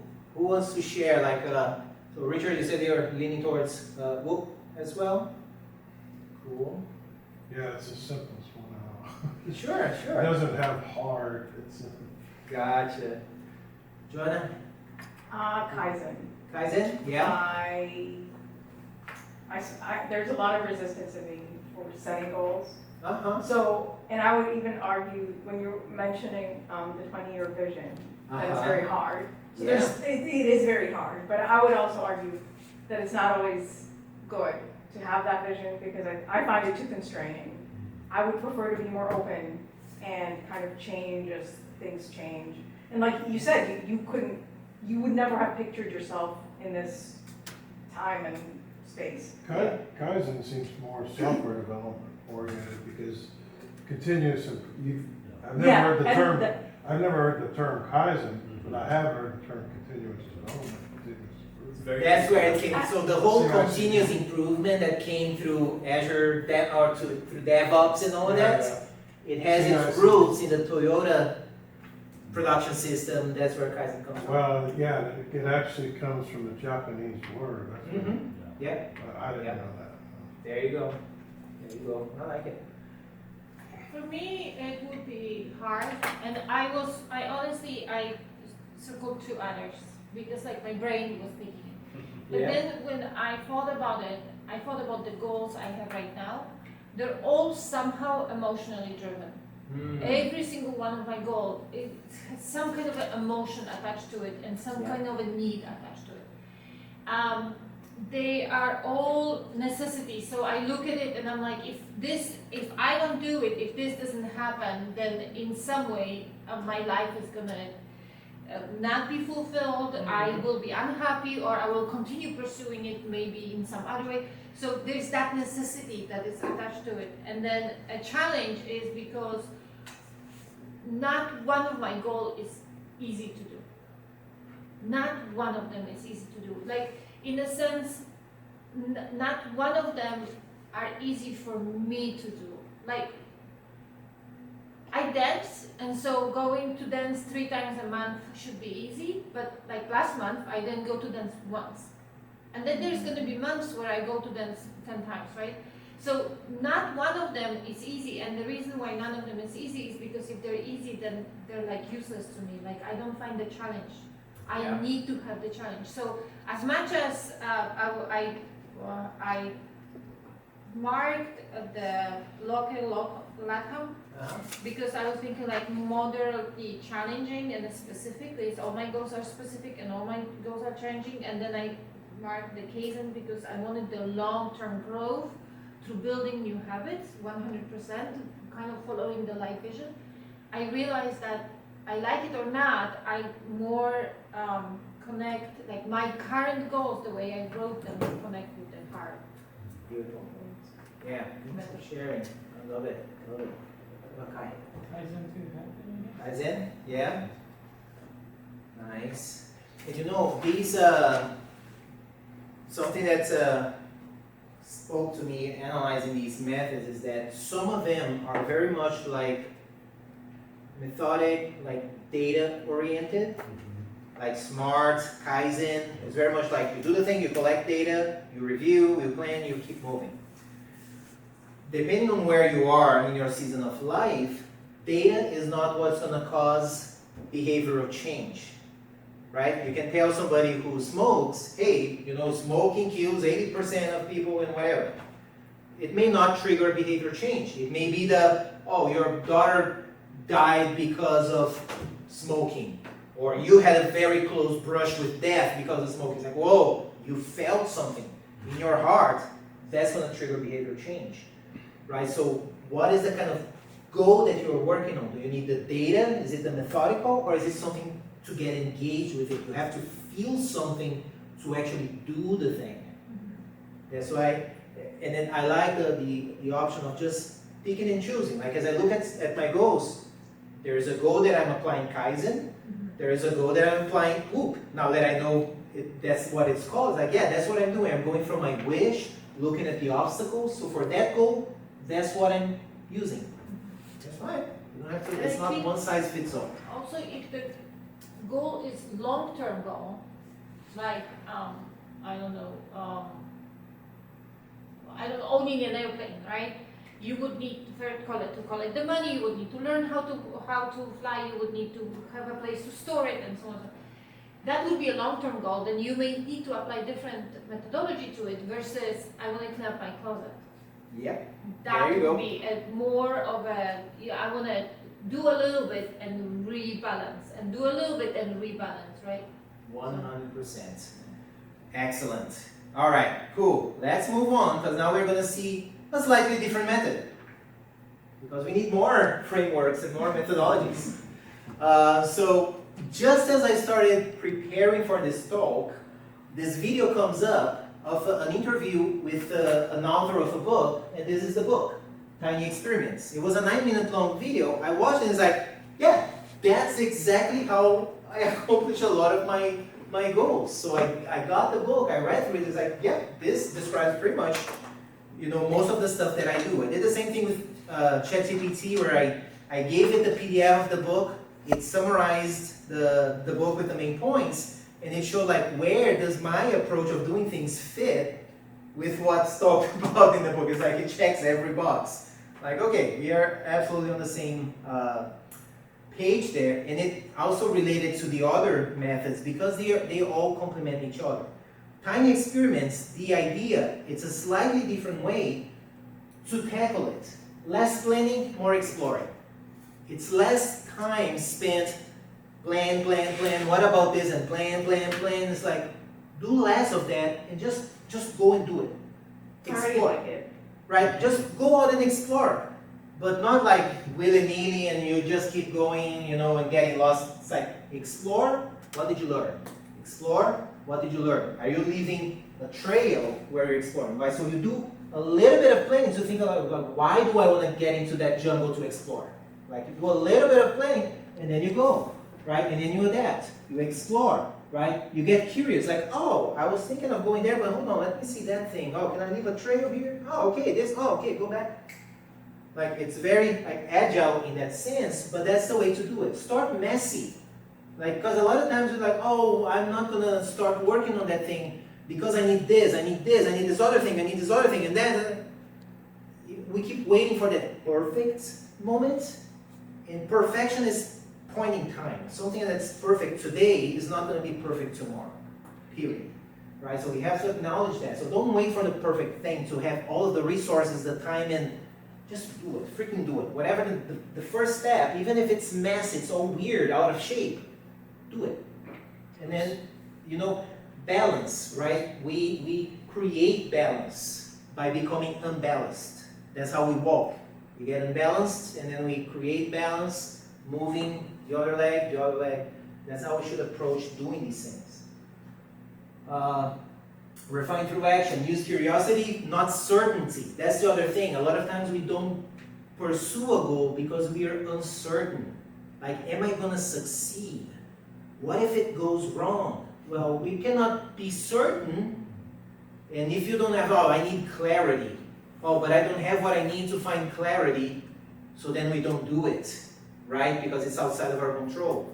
Well, this method is like, just be curious. Just, you know, what is there to lose there?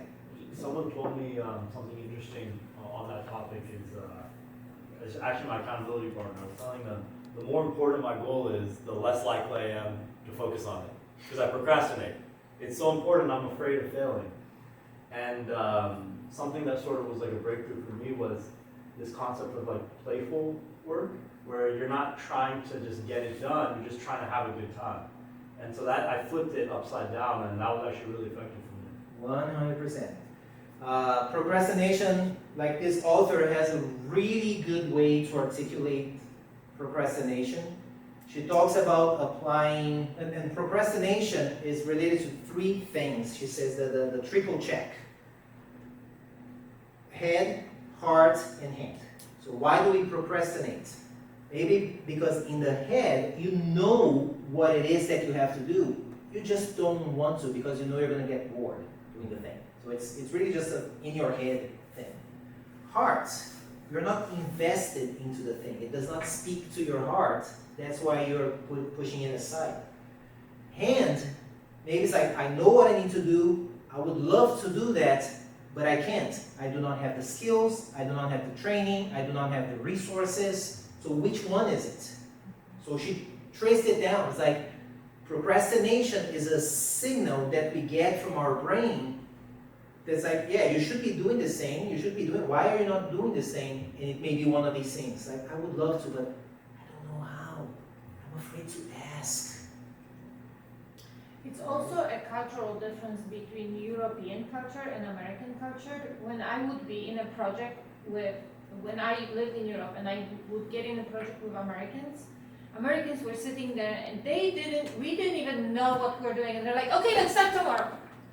And we're like, can we like identify, can we organize, can we plan? Like Europeans will sit for weeks just playing and researching and trying to, you know, make sure they know exactly what they're doing. Where Americans were like, okay, no, we know what we're doing, let's just go do it. And we're like, but do we know what we're doing? Like, so I think culturally it's so different, and I don't think many of us really realize that this may have an impact. Yeah, it's funny that you mentioned. So the author of this book, Tiny Experiments, she is born and raised in France. She lived in the Silicon Valley, worked at Google for a while, and then left because she wanted to pursue something else in life. And she's a researcher, she's a scientist, so the book is written with backing from science research that she's been doing to talk about procrastination and why we set things as goals and we end up not pursuing them. Very easy to read and very interesting book. Let's quickly move on. So here's the way I articulated this, thinking about running. What she talks about is like set up tiny experiments, like a little thing that you want to do. That's it. And she says, and she articulates it as a pet, where the framework is, I will for this time. So I will do this thing for this long. For instance, I will write 100 pages daily for a week. I will do Duolingo for 3 months. That's it. That's how she sets the experiment, the goal. It's that. It's something that you say, I will do this for this long. That's it. Just do it. Well, that sounds like smart. Not really, because it does not have specificity of the goal. Like, how does it relate to your life's value? Right? Because smart, it's smart, right? You are setting up a goal and you have to specify with clarity, why is that important? Oh. Yeah, it's like, why? Because remember, the other part of smart is relevant. Why is it relevant? On this little thing, I will for this long, you're not talking about the specificity, you're not talking about why it's relevant. You don't necessarily need to say, oh, this is where I'm starting, right? You can say, I'll do this for it's like, it's a lot looser. Like there are there's less structure than smart. It's like the thing, just do the thing. You don't have clarity as to how does it connect to an end goal, to a 20-year vision. It's like, no idea, I just want to try it. Like, oh, I want to write 100 words a day. I just want to try it. Are you trying to be a writer, a fiction? I don't know. I just want to try writing. I want to see if I can get ideas out of my head. That's the only thing I'm trying to do here. How granular should it be? What's like an ideal spot? Is it like I'm going to write for 30 minutes a day, or is it I'm going to publish a blog post? And what would make sense? It depends on your, I guess, your history, your track record, right? So if you're already a writer, it's like, if you know that you can sit down every day for an hour and write, then you could say, I will publish one blog post a week, for instance. Because I know I can sit down and do this, or it may be like, no, I don't know if I can do that. It might be too much of a jump. How often did you blog, and how often do you blog now? I have been, we're going to see that. It's going to come up here. Yeah. So here's the experiment. So I've done, it's fascinating that I've picked up this book, because in Q3 of last year, I decided that I wanted to run an experiment. I decided that I wanted to learn Final Cut Pro, video editing software for the Mac. I wanted to run that as an experiment, because previously I had been using a PC-based tool, and I had been procrastinating. I know how to do video editing.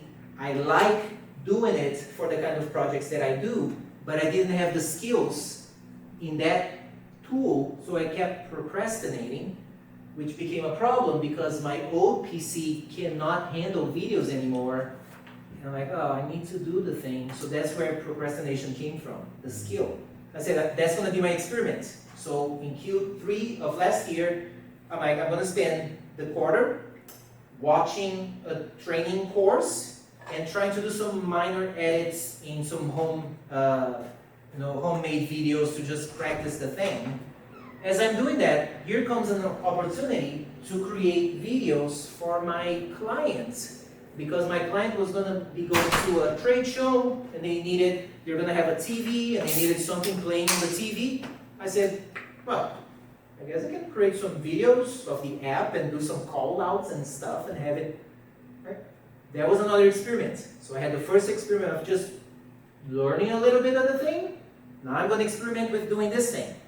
I got that done. So, how far can I push?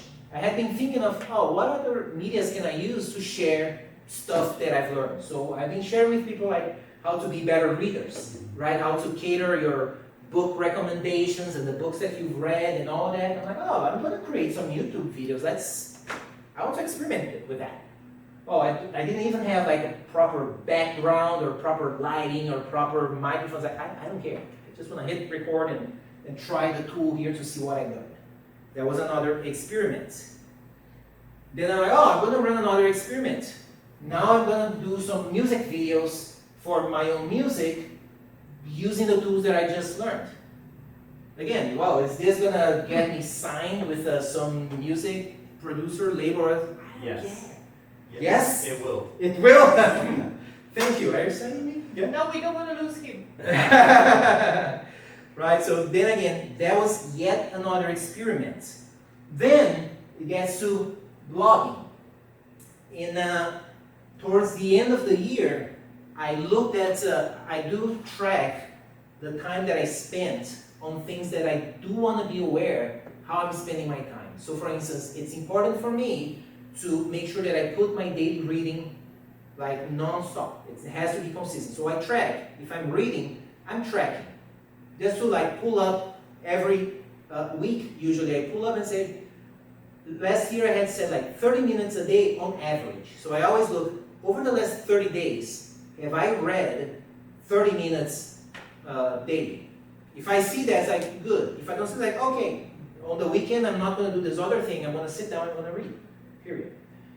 So last year I noticed that I was having a lot of input, I was reading a lot, but I felt like I was not creating enough. So I thought, I'm going to flip that on its head, and then in Q4 I said I'm going to create more than I consume. That's when I thought blog posting. I said, I'm gonna get into a cadence. I want to put out one blog post a week. That was my next goal / experience. That was my next goal. I want to put out one blog post a week. But then I thought, can I pair that with an experiment? I had seen Derek Sivers. He started putting out blog posts where he has an audio version. So you get to his blog post, there's a little play button where it's him reading the text with his funny voice and making the voice. And I'm like, oh, that's a great idea. I like that idea. I'm going to experiment with that. He said, I'm going to write the content and I'm going to read it out loud. And I'm learning from there. Because then I see the words that I have a hard time articulating when I'm saying it out loud. It's like, I know the word, I know how to spell it, I know what it means, but I don't normally say it out loud. And that was like, ooh. And then I drop my audio file into Final Cut Pro and use AI to transcribe, and I see the words like, that's how it heard me say that? So you guys are hearing me like say things that in my head I'm saying it right, but it's like, it's creating dissonance. So through that experiment, that's something that I've learned. The experiment was read the text, record, and put it out to offer for people. And I've already started leveraging this. Oh, I need to articulate better certain words to make it better when it comes out on audio or when I'm giving a talk. And sometimes like over the web, when you're in a remote virtual kind of setup, it's even more important to be more articulated with your words. I got from that experiment, right? And then doing this, because of the visual thinking, the first video, I did a thing and with just the audio. As I had to play, I'm like, I'm only seeing words and I'm hearing words. I need images. Like I had this strong, like I need images to go with that. So next I did another experiment, which was to start adding images to these videos. And then I started pairing that with my previous experience of editing in Final Cut Pro. As I experimented with doing those video edits, as all humans, I started doing pattern recognition. And like all of these videos, they kind of follow the same pattern. Can I automate that? In Editing Improving, we've been having an AI first experiment where we approach problem solving through AI first to see how can we leverage AI for certain things that we're trying to do. And I'm like, can I use AI to automate some of this process? So that was another experiment. So nowadays, as I look back at my log, in the previous times I was like, okay, to create that kind of blog post and video, this is how much time I was spending.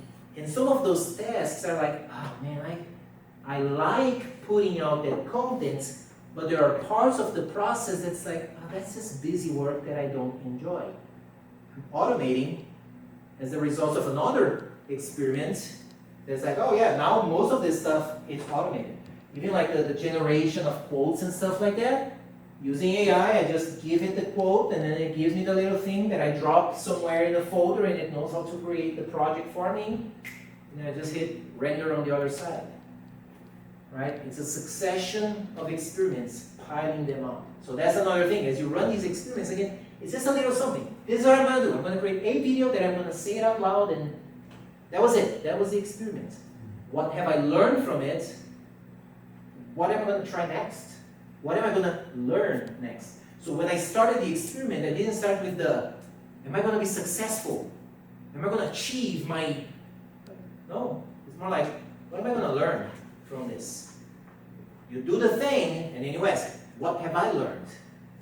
What have I learned that I didn't even was aware of before? What am I going to learn next? So I start like approaching experiments with what am I going to learn next? What's the next thing?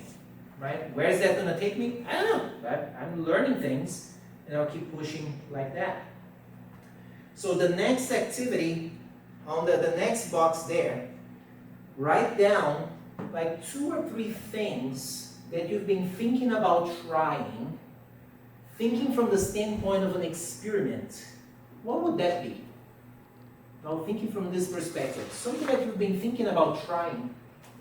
If it's not like setting this big, smart goal with us, it's like this one thing.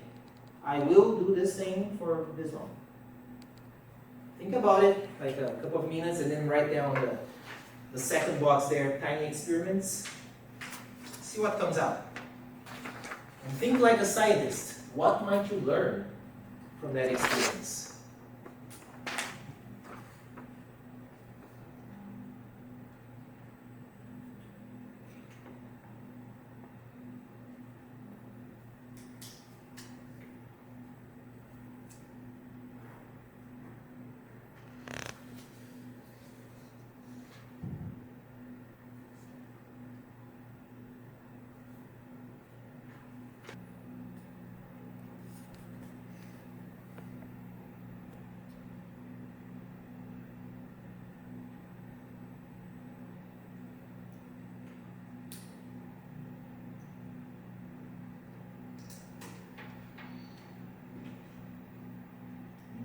Share what ideas came up? I like to learn, I want to try being a substitute teacher. So it's a teacher. For like for kindergarten or pre. Oh, that's pretty cool. And I could learn if I'll learn if I actually like that. Maybe something I could do when I retire. There you go. Oh, I love it. Thanks for sharing that. I love that. Have you always wanted to do that, or is that something that? Yeah. Not always, but like 5 years ago, I started thinking that. That's a good one, because it ties into what you might want to do later. Yeah. I think another thing you're gonna have to, you're kind of gonna be forced to learn to it is like this projecting your voice part. Because you have very soft way of talking, and I think with kids, sometimes you have to be really like open and loud and direct. And Yeah, I think, especially children. yeah, and you have very like gentle, very soft voice that you're gonna have to learn something. You're gonna have to, I don't know if you're gonna have to learn it, but you will be forced to because they won't listen. They will have to. You can't Right, And that's why it's an experiment. Yes. Right? Yeah, Yes. That's, yeah, they sense me. Well, they, you they do sense me. Right? Get up closer to the students. Yeah, or you get closer up to them And then, I ask if you have a soft voice, they'll be quieter if you actually say something. Yeah. Well, sometimes the quiet teachers are the worst, I know. like, they're the ones that That's trigger those scary. fears. Yeah, the kids are like, oh It can be yeah. a superpower. Talk softly and quietly. Watch out. Yeah, that's the scariest, watch out. Yeah. Yeah. So I actually wrote about something that just came to me today, today or yesterday. In fact, no, not today, yesterday. The original idea created somewhere in January, February. I had a family member who passed away, and I was at saying goodbye, whatever the moment is, like the last moment when you say goodbye to them. What is it called? Wait. Kind of like, I don't know, because we didn't have the coffin. It was just like in a church. Memorial? But yes, memorial, thank you. Memorial. Yeah. And when their family was saying how much that person meant to them, I was like, I don't want my family to find out how much they mean to me when they're gone. Like, I want to tell them that, like, I want to tell my mom, I learned this from you, I learned this from you, this changed my life, and so on and so on. And I was like, I want to write it's called eulogy, right? Eulogy? Yeah. Now, when they're still here, when I can Don't do still, mine. no, don't do it. No. When I still know them, when I still remember them, not through the prism of losing them, but through the prism of still having them around and being there. So I did an experiment, and I told my kids using that Mother's Day example that popped into my head, and I was like, I challenged every single one of my children. I said, I want you, as a new tradition for Mother's Day, to write a letter to me.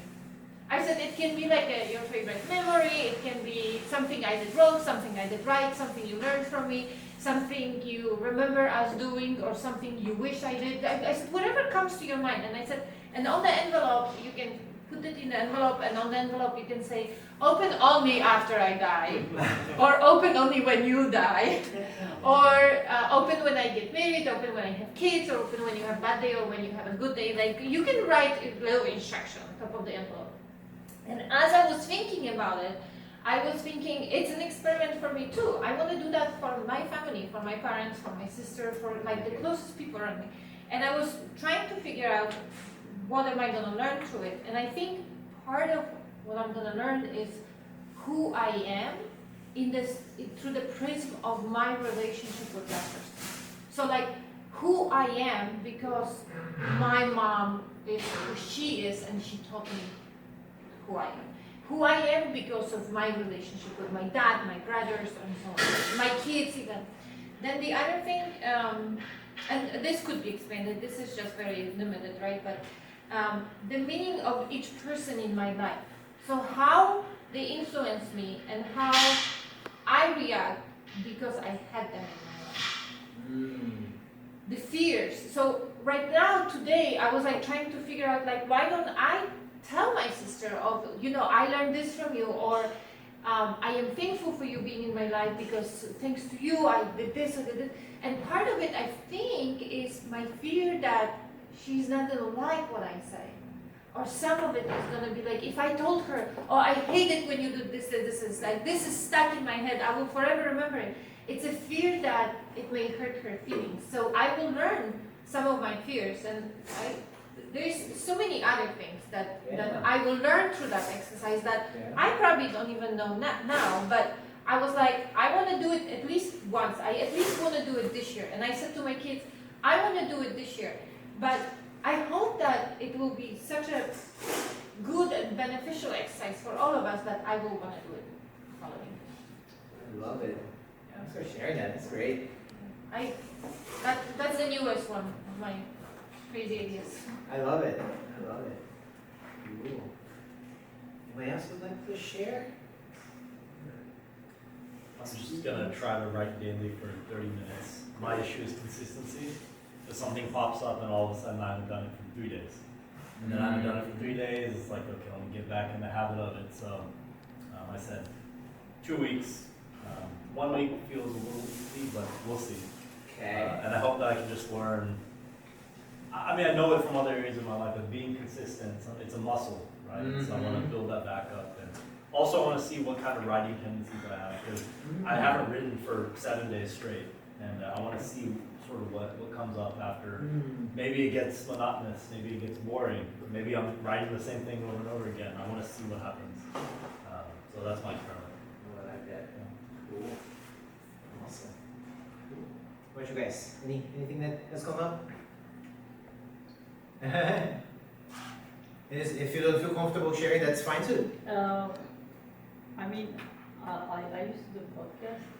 Podcast? I was doing good. I'm Yeah? not going to lie. I'm not going to lie. Okay. I don't know what happened. Maybe I need to go and check what was the reason I stopped doing that. Maybe I can learn something. What is the reason and we can fix.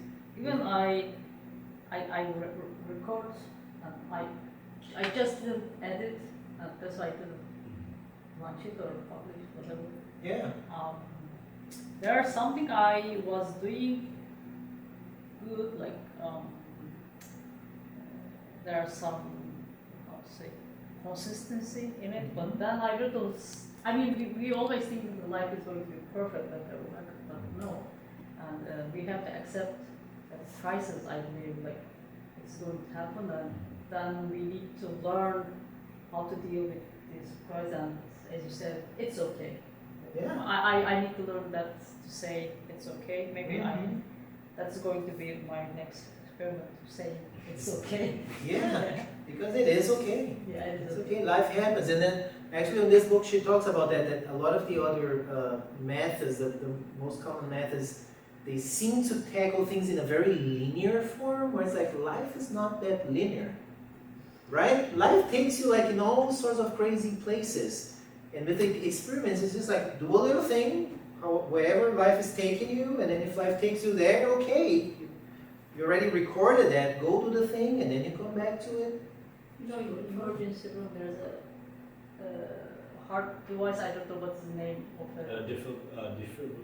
I have no Defibrillator? But that is the sign of you are alive. If it is Oh, linear, that's not Flat line, right?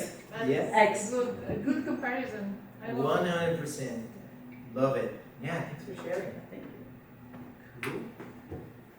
What's up, Richard? Did you come up with something? I said learn Python. Learn Python? There you That's a go. good one. That's good. Good. Yeah. Yeah. Again, you I can saw come. that thing on the calendar. Yeah. There you go. So Daniel next just Tuesday. PyQ. There, the PyQ. PyQ. It is Pie next View. Tuesday. There you go. So, right here, same place, 6 p.m. Thanks, Mary. PyQ. Perfect. I Beautiful. don't even know why. You don't have to. Or is So, this an experiment? Maybe you'll find out why when you Yeah. get to the. Well, see, that's the thing about tiny experiment. You don't, I mean, what am I gonna do with this? Well, No, you don't ask that question. Well, Just maybe do you'll be it. inspired. do it. Just Do do it. it. Just Yeah. do it, then you'll, Yeah. You figure it out. Yeah, you do it, see what comes up. Nike, Again, like, Nike got it right. yeah, the practice is like Sponsored you by. do it and then write down like what did you learn? And the thing that you learn is like something you want to learn more of, less of. What do you want to do next? You maybe out through my experiment, I find out why I hate people. Why am I so far away from my family? I don't want to know that. Sure. Is there an ideal length for a tiny experiment? There's just whatever. No, you're constraining it too much. It is. Well, it's supposed to be a tiny experiment. It's so- loosey-goosey kind of. But I want to know. No. Yeah, the No, idea is that's- tell me. That's why I like it. 'Cause So No, the no, thing what's is like that? it's whatever representation you need given your availability, capacity, what you currently have. Because what may be tiny for you may be huge for me. Right? So it's like with Scrum, right? Where we say, whoa, this story is a 5-point story. And then a year later, oh, now that's a 2-point story. Because the team has changed, the understanding, everything has changed. So now that's not tiny anymore. So tiny is, you will evaluate. If you do the thing like you said, you're going to do for 2 weeks, you do it for 2 weeks. At the end of those 2 weeks, and as you're doing, remember to take like a minute to just write down, how did it feel? What did I do? Oh, okay, cool. After 2 weeks, look at everything you wrote, like everything you felt. It's like, maybe you're going to come up with like, yeah, 2 weeks, buddy, was way too much. 30 minutes a day? Hell no, I can do 10. Then your next tiny, it's going to be driven by that, right? It's just a starting point. It's a starting point. So Daniel, as I remember, you were talking about writing newsletter. Yeah.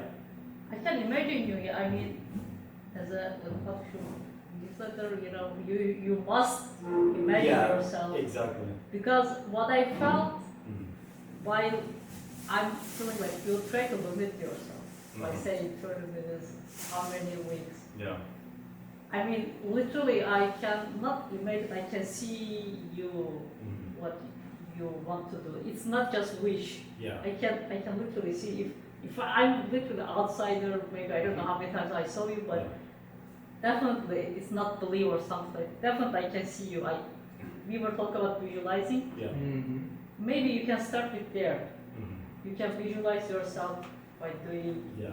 See, Yeah. the problem for me is not writing itself. It's the problem that I cram it all until like last minute on the weekend. I'll write for like 2 hours. But I would prefer to spread it out. I want to do it on a more regular basis. rather than- right what? So, But maybe that is you who are doing it. Maybe that is the perfect way what you are doing. maybe. Maybe it is not the perfect way That- because yeah. you know. It's stressful, that's what it is. So that's the Maybe thing, that's what right? you need. So if you cram it, and if it's stressful, it's like, is it good stress? Like, is stress the thing that actually gets you moving and getting things done? Or is it the bad one that makes you feel like, I don't want to do this thing anymore? I feel like it's not sustainable. That's the thing. Because if I'm gonna commit to doing a newsletter, it's a newsletter that I'm writing. And if I want to commit to a weekly newsletter, which is the goal, I have to be consistent. And I don't want to have to rely on, I've gone by my entire life doing things last minute. There's a I don't think I can keep that up at this stage of my life. So Yeah. that's where the 30 minutes a day is like trying to break that down a little bit. But sometimes we need that adrenaline. Yeah, And it's- I'm not going to lie because That's that not going adrenaline anywhere. make me crazy. It's the goodest stress, right? Yeah. Where you just, this little punch to get you going. It is hard to commit to Yeah, it is hard, anything, yeah. any Yeah. length of time. I don't know Exactly. what it is, Yeah. quite If- honestly. yeah. I mean, unless you're just paid to or forced to. Yeah, exactly. So it's, Yep, yeah. it's gotta be in line with, I guess, what's in here. Yeah. Well, I need that punch. What's in here? Like, I need the straps. We Good or bad, I just need We it. will because not punch you, okay? At work. In the parking lot, it's a different story. All right, we're almost there. I'm sorry, we're going like really, like I had no idea. That's This is our a- fault. This is a brand new talk. I had no idea how long it would take to get through everything. So thanks for sticking around. So a simple 90-day framework. If you do have a flagship goal, like your macro alignment, you know exactly what you stand for, what your values are, like that's my reason to exist. That's your flagship goal. If you have that, good. If you don't, that's okay. Right? Some people do have very clear what their values are and everything, some don't. It's totally fine. Do the experiment. Yeah. Oh, I wanna try Python? Don't even know why? I'll do it. Next thing you know, it might go like, oh, you can use Python for this and that. Oh, it's like, because then the other thing I caught from another book a few months ago is finding the edge of your knowledge, the edge of your understanding. Because while you're here, you're only aware of what's around here. As you learn, that circle grows, and then you become aware of more things that you don't know. That's the whole thing. Oh, the more you know, the less you know. It's like, because yeah, You now don't- there's... You don't know what you don't know. Yeah. Yeah, it's like, now I'm aware of more, I know way more, but I'm aware of way more stuff that I didn't know before. Okay, out of all this stuff, I want to focus on this thing. Now I want to learn more about that. It's funny, you know more, but you feel dumber. You feel dumber, right? It's ridiculous, but that's That's a good thing. That's why Well, confidence but goes that's down. that's better Yes. than the opposite. That's true. Knowing less and thinking you're smarter. And that's usually the case. I mean, that's how It's it goes. what's it, Honestly, The Dunning-Kruger. Kruger And the effect, smartest people yeah. are really the humblest. Exactly. And there's a reason. Because they know, oh, I don't know. 85% of us believe we're in the top 15%. Well, I know I'm the best driver in the world, so. Right? All you have to do is to drive around Houston. You are always going to be way better than Why is everybody everyone else such a bad driver? Right. I don't know. So you set, 1, 2, 3 tiny experiments, whatever those experiments are, go through exploration to gain some traction. Do at least like a weekly check-in, very light tracking. The other thing I'm gonna give you guys today is like a template that I've been using for almost 10 years now. When I set goals like that, here you go, do that. As we said, it's gotta be, you bet, like simple, right? So this template I've used for years. As I said, I write down the title for the thing.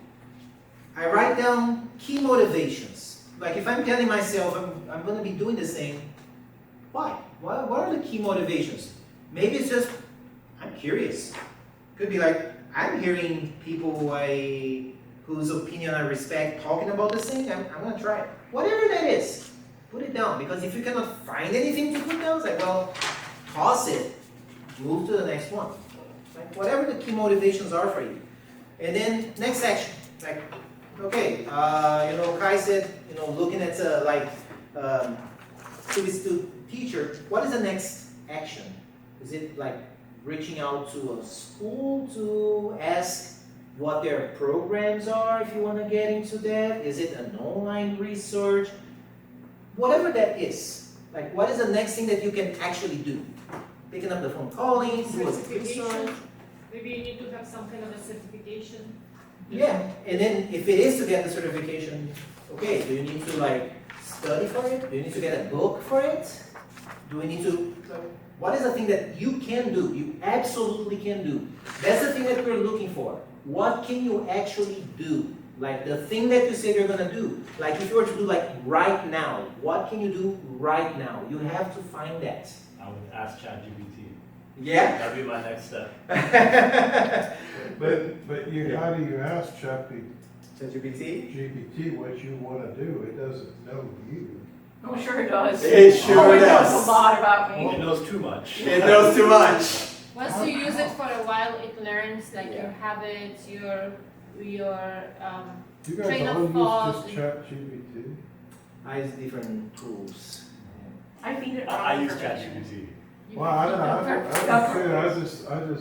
I don't use it exclusively. It's one of the main tools that I use, and I've been getting a lot out of it. Like some of these experiments that I do, part of my experiments, as I'm driving back home, and I have a lot of ideas in my mind, I cannot stop these thoughts, I hit the little recording button in ChatGPT where I can just say things and it will transcribe into text. I don't want to have the conversation as I'm driving. I just want to say it out loud. What is like, I'm driving, I cannot shake. Like notes almost. So there is this thing here and there's the other thing there. Oh, I've been asked to give a talk on goal setting and da da da da da. I'm talking, I drop it there. When I get back home, I tell ChatGPT, I am putting together a talk for a user group, a community that has the following tagline and the following values. This is my experience. Help me create a talk, a 1 hour, a 90-minute talk about this. Oh, okay, do you need me to create an outline for you? And I say, not yet, because the talk is going to happen in a month from now. I want to log more stuff. So over the last month, that's what I've been doing. When I had ideas of things to share with you guys tonight, I was telling it into ChatGPT. So I'm thinking about, there's this idea, and there's this one way of doing things, and I just learned of this other method. Capture all of that, and then later tonight I'm going to tell you to relate those things for me. Like to digest and connect those things, and it gives me back something that's like, instead of me spending 2 hours trying to make sense out of my own mess, I've already documented that, and it can feed it back to me like a mirror. It's not like, I specifically tell it, I don't want you to make anything up. I want you to tell back what I told you, just clean it up a little bit, because as I'm feeding it, it's all out of order. It's like I'm all over the place, saying things over the course of many days. It's a mess. I just tell it, organize it in a way that makes sense. What I told you, don't make anything up. Just give me back what I, oh yeah, I said that, I said this other thing. And then I ask other things. How does this thing that I do relate to SMART goals? Oh, the way you do things, this is how it fits SMART goals. What about book? This is how it fits. It's this kind of conversation that I've been having. How do you record things on there? It's just on the phone, you can press the microphone button. Yeah. It's on your keyboard. Oh, so just for the voice? Yeah. Yeah. But Yeah. doesn't it have a limit? So that what I find when I'm recording something, it has a time limit and it just I've stops. And experienced that freaks me out. And I think that stops it. It happened to me at the 8 or 9 minute mark. So I just got into the habit as I'm driving. I'm like, okay, I think I have 5 minutes of stuff that I can get out. I hit the button. I start singing, and then I see about 3 or 4 minutes. I'm like, yeah, that's good. Just stop. Think about it a little bit more. Hit the thing again, and then I just keep singing like that. Instead of let it openly run the thing, that didn't work for me. So I just do in small segments. I don't submit it, right? I just record, blah, blah, blah, blah, blah. As I stop, it's going to transcribe and put the text there, and then I'll add more. And I add it to a project that I call voice journaling. So I told it, when I put something here, don't respond with oh, that's a great idea, and blah, blah, blah. It's no, just say noted. That's the only thing That's I what I use. want to do. I want to learn how to use AI more effectively. It's Write an it down. experiment. That's your Write it down. experiment. Write it down, seriously. Write it down. Right with ChatGPT. That is exactly, it's another experiment. Because the way I was doing it before, this is important. Writing it down. The way I was doing this before, I was recording on a regular voice recorder app. Yeah. I was getting back home, I was sending that into Evernote, which is a place where, and then Evernote has a click here to do the AI transcription. And then I said, well, maybe I could try using ChatGPT for that. Let me see if that's going to work. I use it as an experiment. And I'm getting so much value out of it because of this kind of stuff. Because it's synthesizing the information that it knows about me, the things that I wanted to know, and the way I wanted to give me input back, or output, if you will. It does this stuff for me. So ChatGPT, with every information you put in it, it will learn something about you. Even if it's the way you think, what are your priorities, what is your your values and so on. So after a while, if you continue kind of like, Claudio has been using it for way longer than me for sure.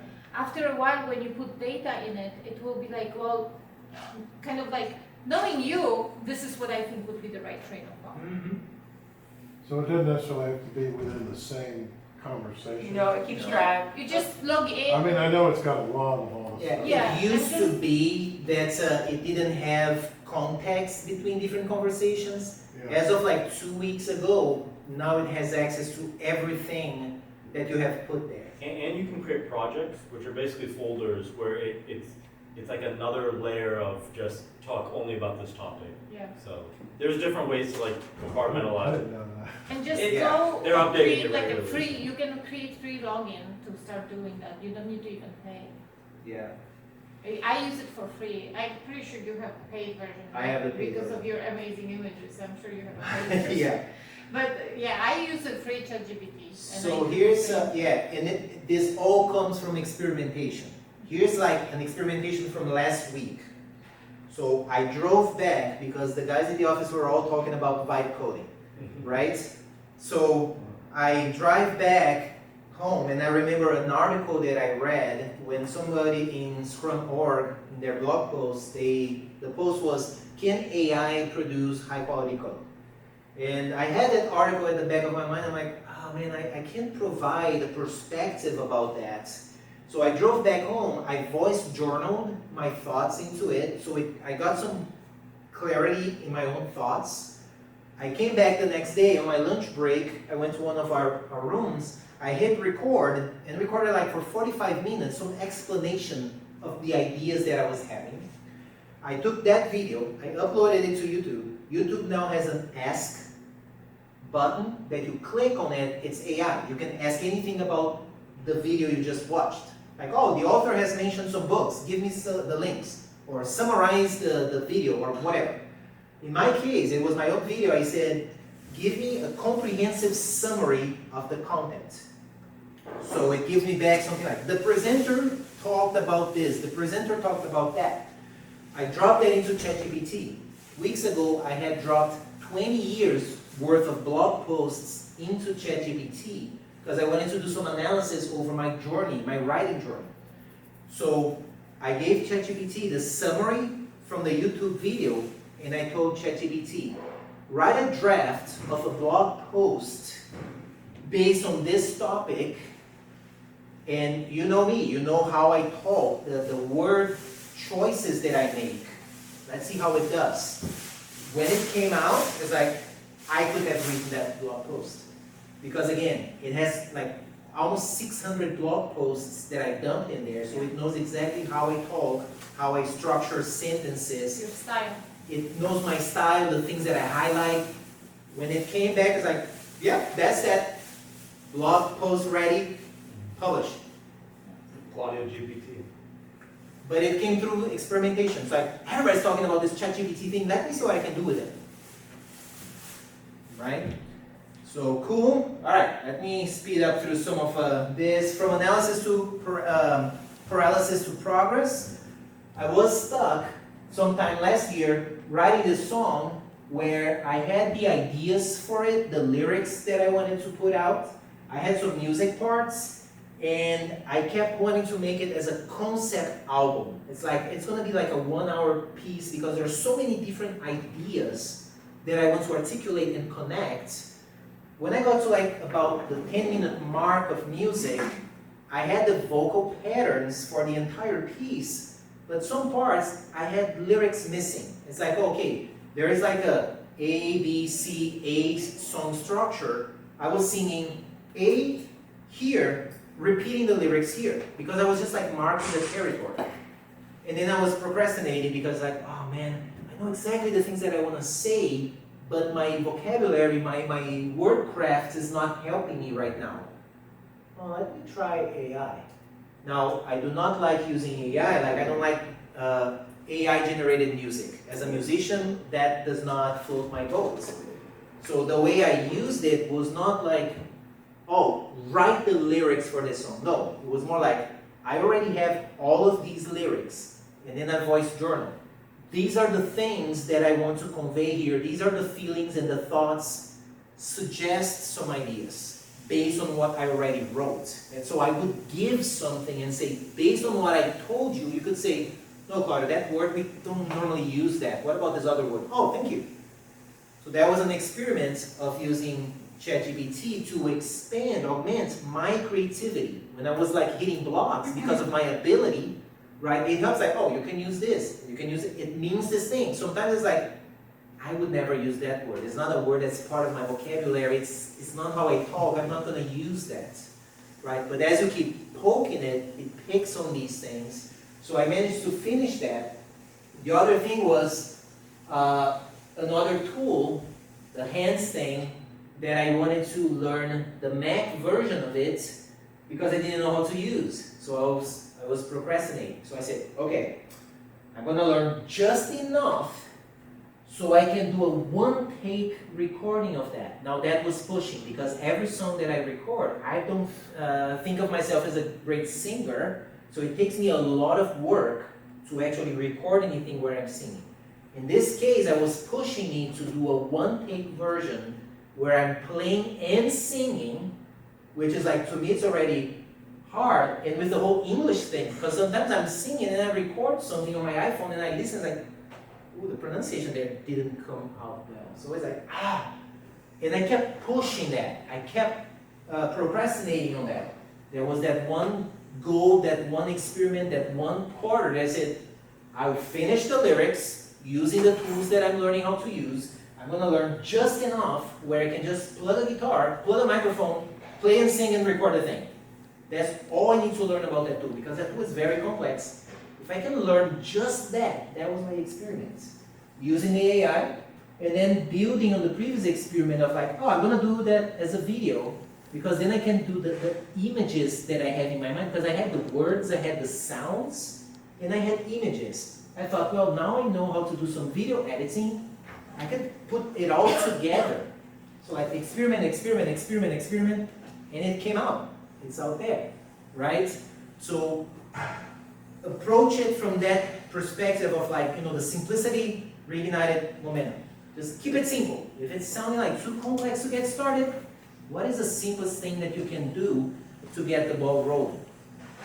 The role of community, I love that you guys are doing this. This also came on the Tiny Experiments book, but it's something that I started my involvement with like communities of practice back in Brazil in the mid-90s because I needed to learn something, a programming language at the time. I got involved with the community for support. You don't have to go it alone, right? Support accelerates learning and consistency.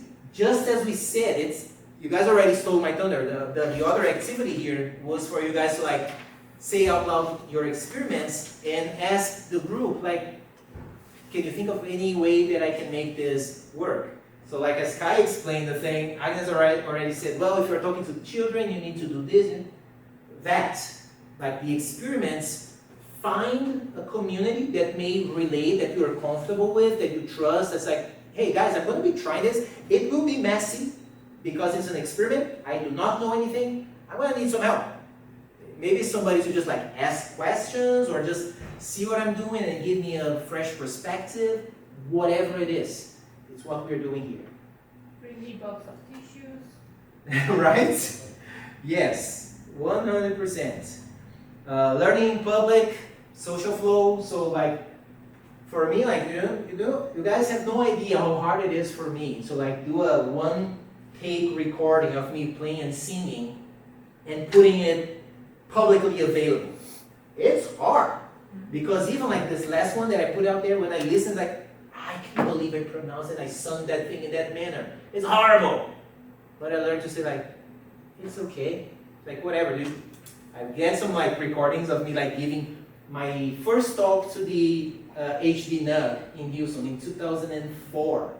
Oh my God, my English was something else. It's like, how did anybody understand what that guy was saying, right? You get better. That's another reason why it's so important to record your experiments, your lessons learned, because when you revisit it a year later, 2 years later, 5 years later, and you see how far you've come, you're like, I'm a badass, right? And then, but as you have recorded, you're gonna record like all the challenges, the struggles, like, okay, that felt really hard. I write down like, I felt really stupid when I was doing that thing.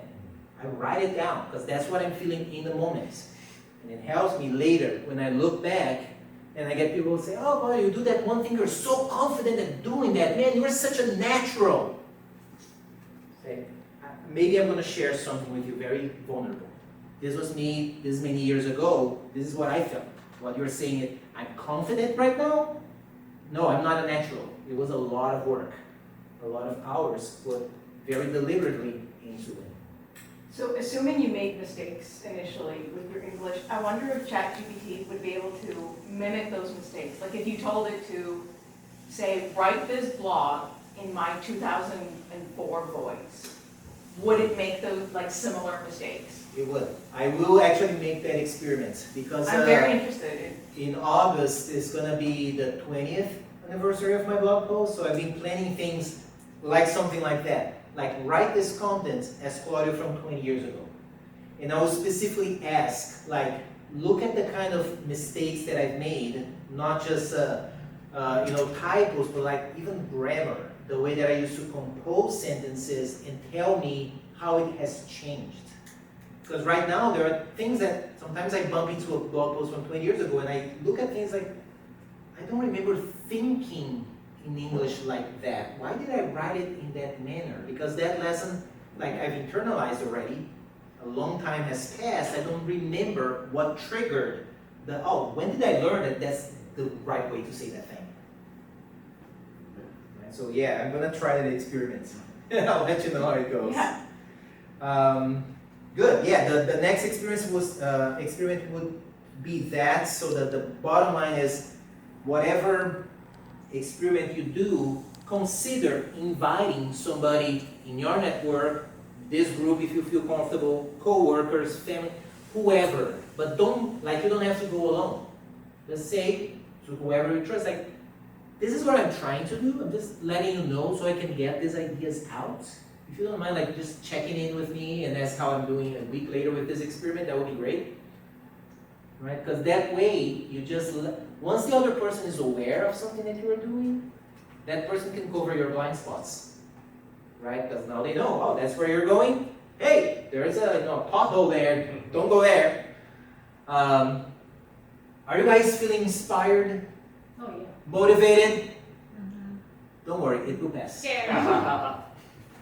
Seriously. So this is something that's I've been very specific about, because I'm so fortunate and I'm so thankful that many times when I give talks, people come at me at the end of the talk and say, man, I'm so inspired. I'm like, it will pass. What are you going to do? Because inspiration, the same way it comes, it goes. So you have to learn, as you're inspired by whatever, take action. As soon as you have that, oh, I'm feeling inspired. Okay, what are you going to do? What are you going to do? Are you going to write something down like, I'm going to do this, or you're actually going to do the thing? You do it. Because then you have that connection. When I feel inspired, I do something. When I feel inspired, I do something. Otherwise, it's like, bling, bling. Oh, what's going on? Cat video. Yay, TikTok. And then there goes the inspiration. You don't have to remember what you're inspired about. Start thinking about that and making those connections. Motivation, it's very easy to work on stuff when you're motivated, right? But that also passes. So you have to set up your environment, your habits, so that you do not rely on motivation. If you say, I'm going to wake up every morning, like what I've been doing for a few years now, I'm going to wake up every morning between 5 and 5:30 to get up and read, right? Well, you gotta set yourself up to do that. Whether you feel like, oh yeah, this morning I don't feel like coming out of bed. Like, no, buddy. You said you're gonna do, whether you're feeling motivated or not, you do it. Right? I've learned, like one way for me to explain that. A few years ago, I was like in the morning grabbing my rollerblades to go to the park, right? And what I've learned was that at night I would say, yeah, that's what I'm doing tomorrow morning.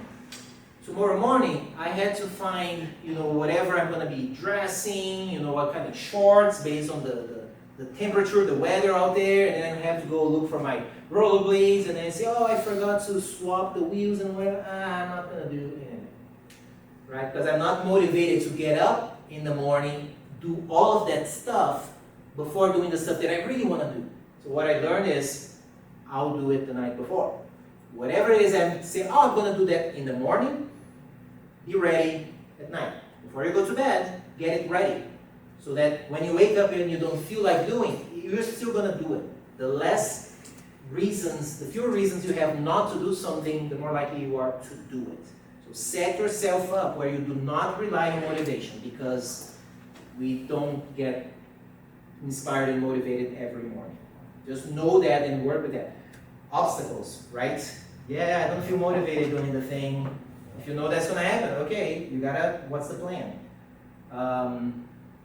Action over intention, write it down. This is something I picked up, another experiment from a few years ago, the jar of awesome, a practice of gratitude. So I have this big jar back home. Every day I spend a few minutes writing down gratitude notes for whatever. Like today I'm grateful that you guys showed up, and you're staying up like this late listening to my blah blah blah here on this thing. I'm very thankful for that. I write it down and put it there.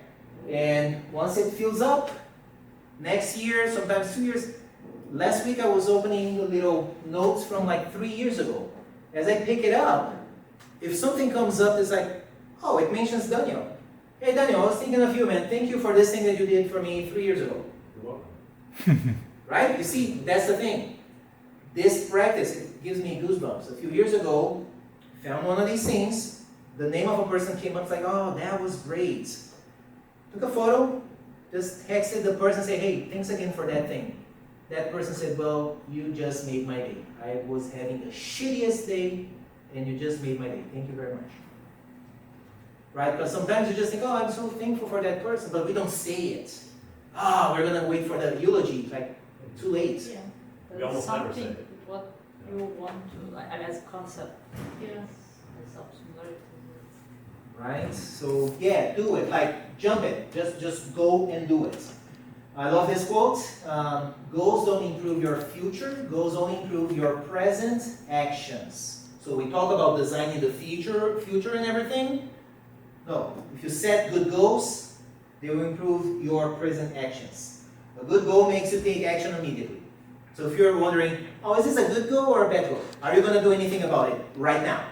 No, not a good goal, period. Right? Find a goal that will get you to actually do something right now.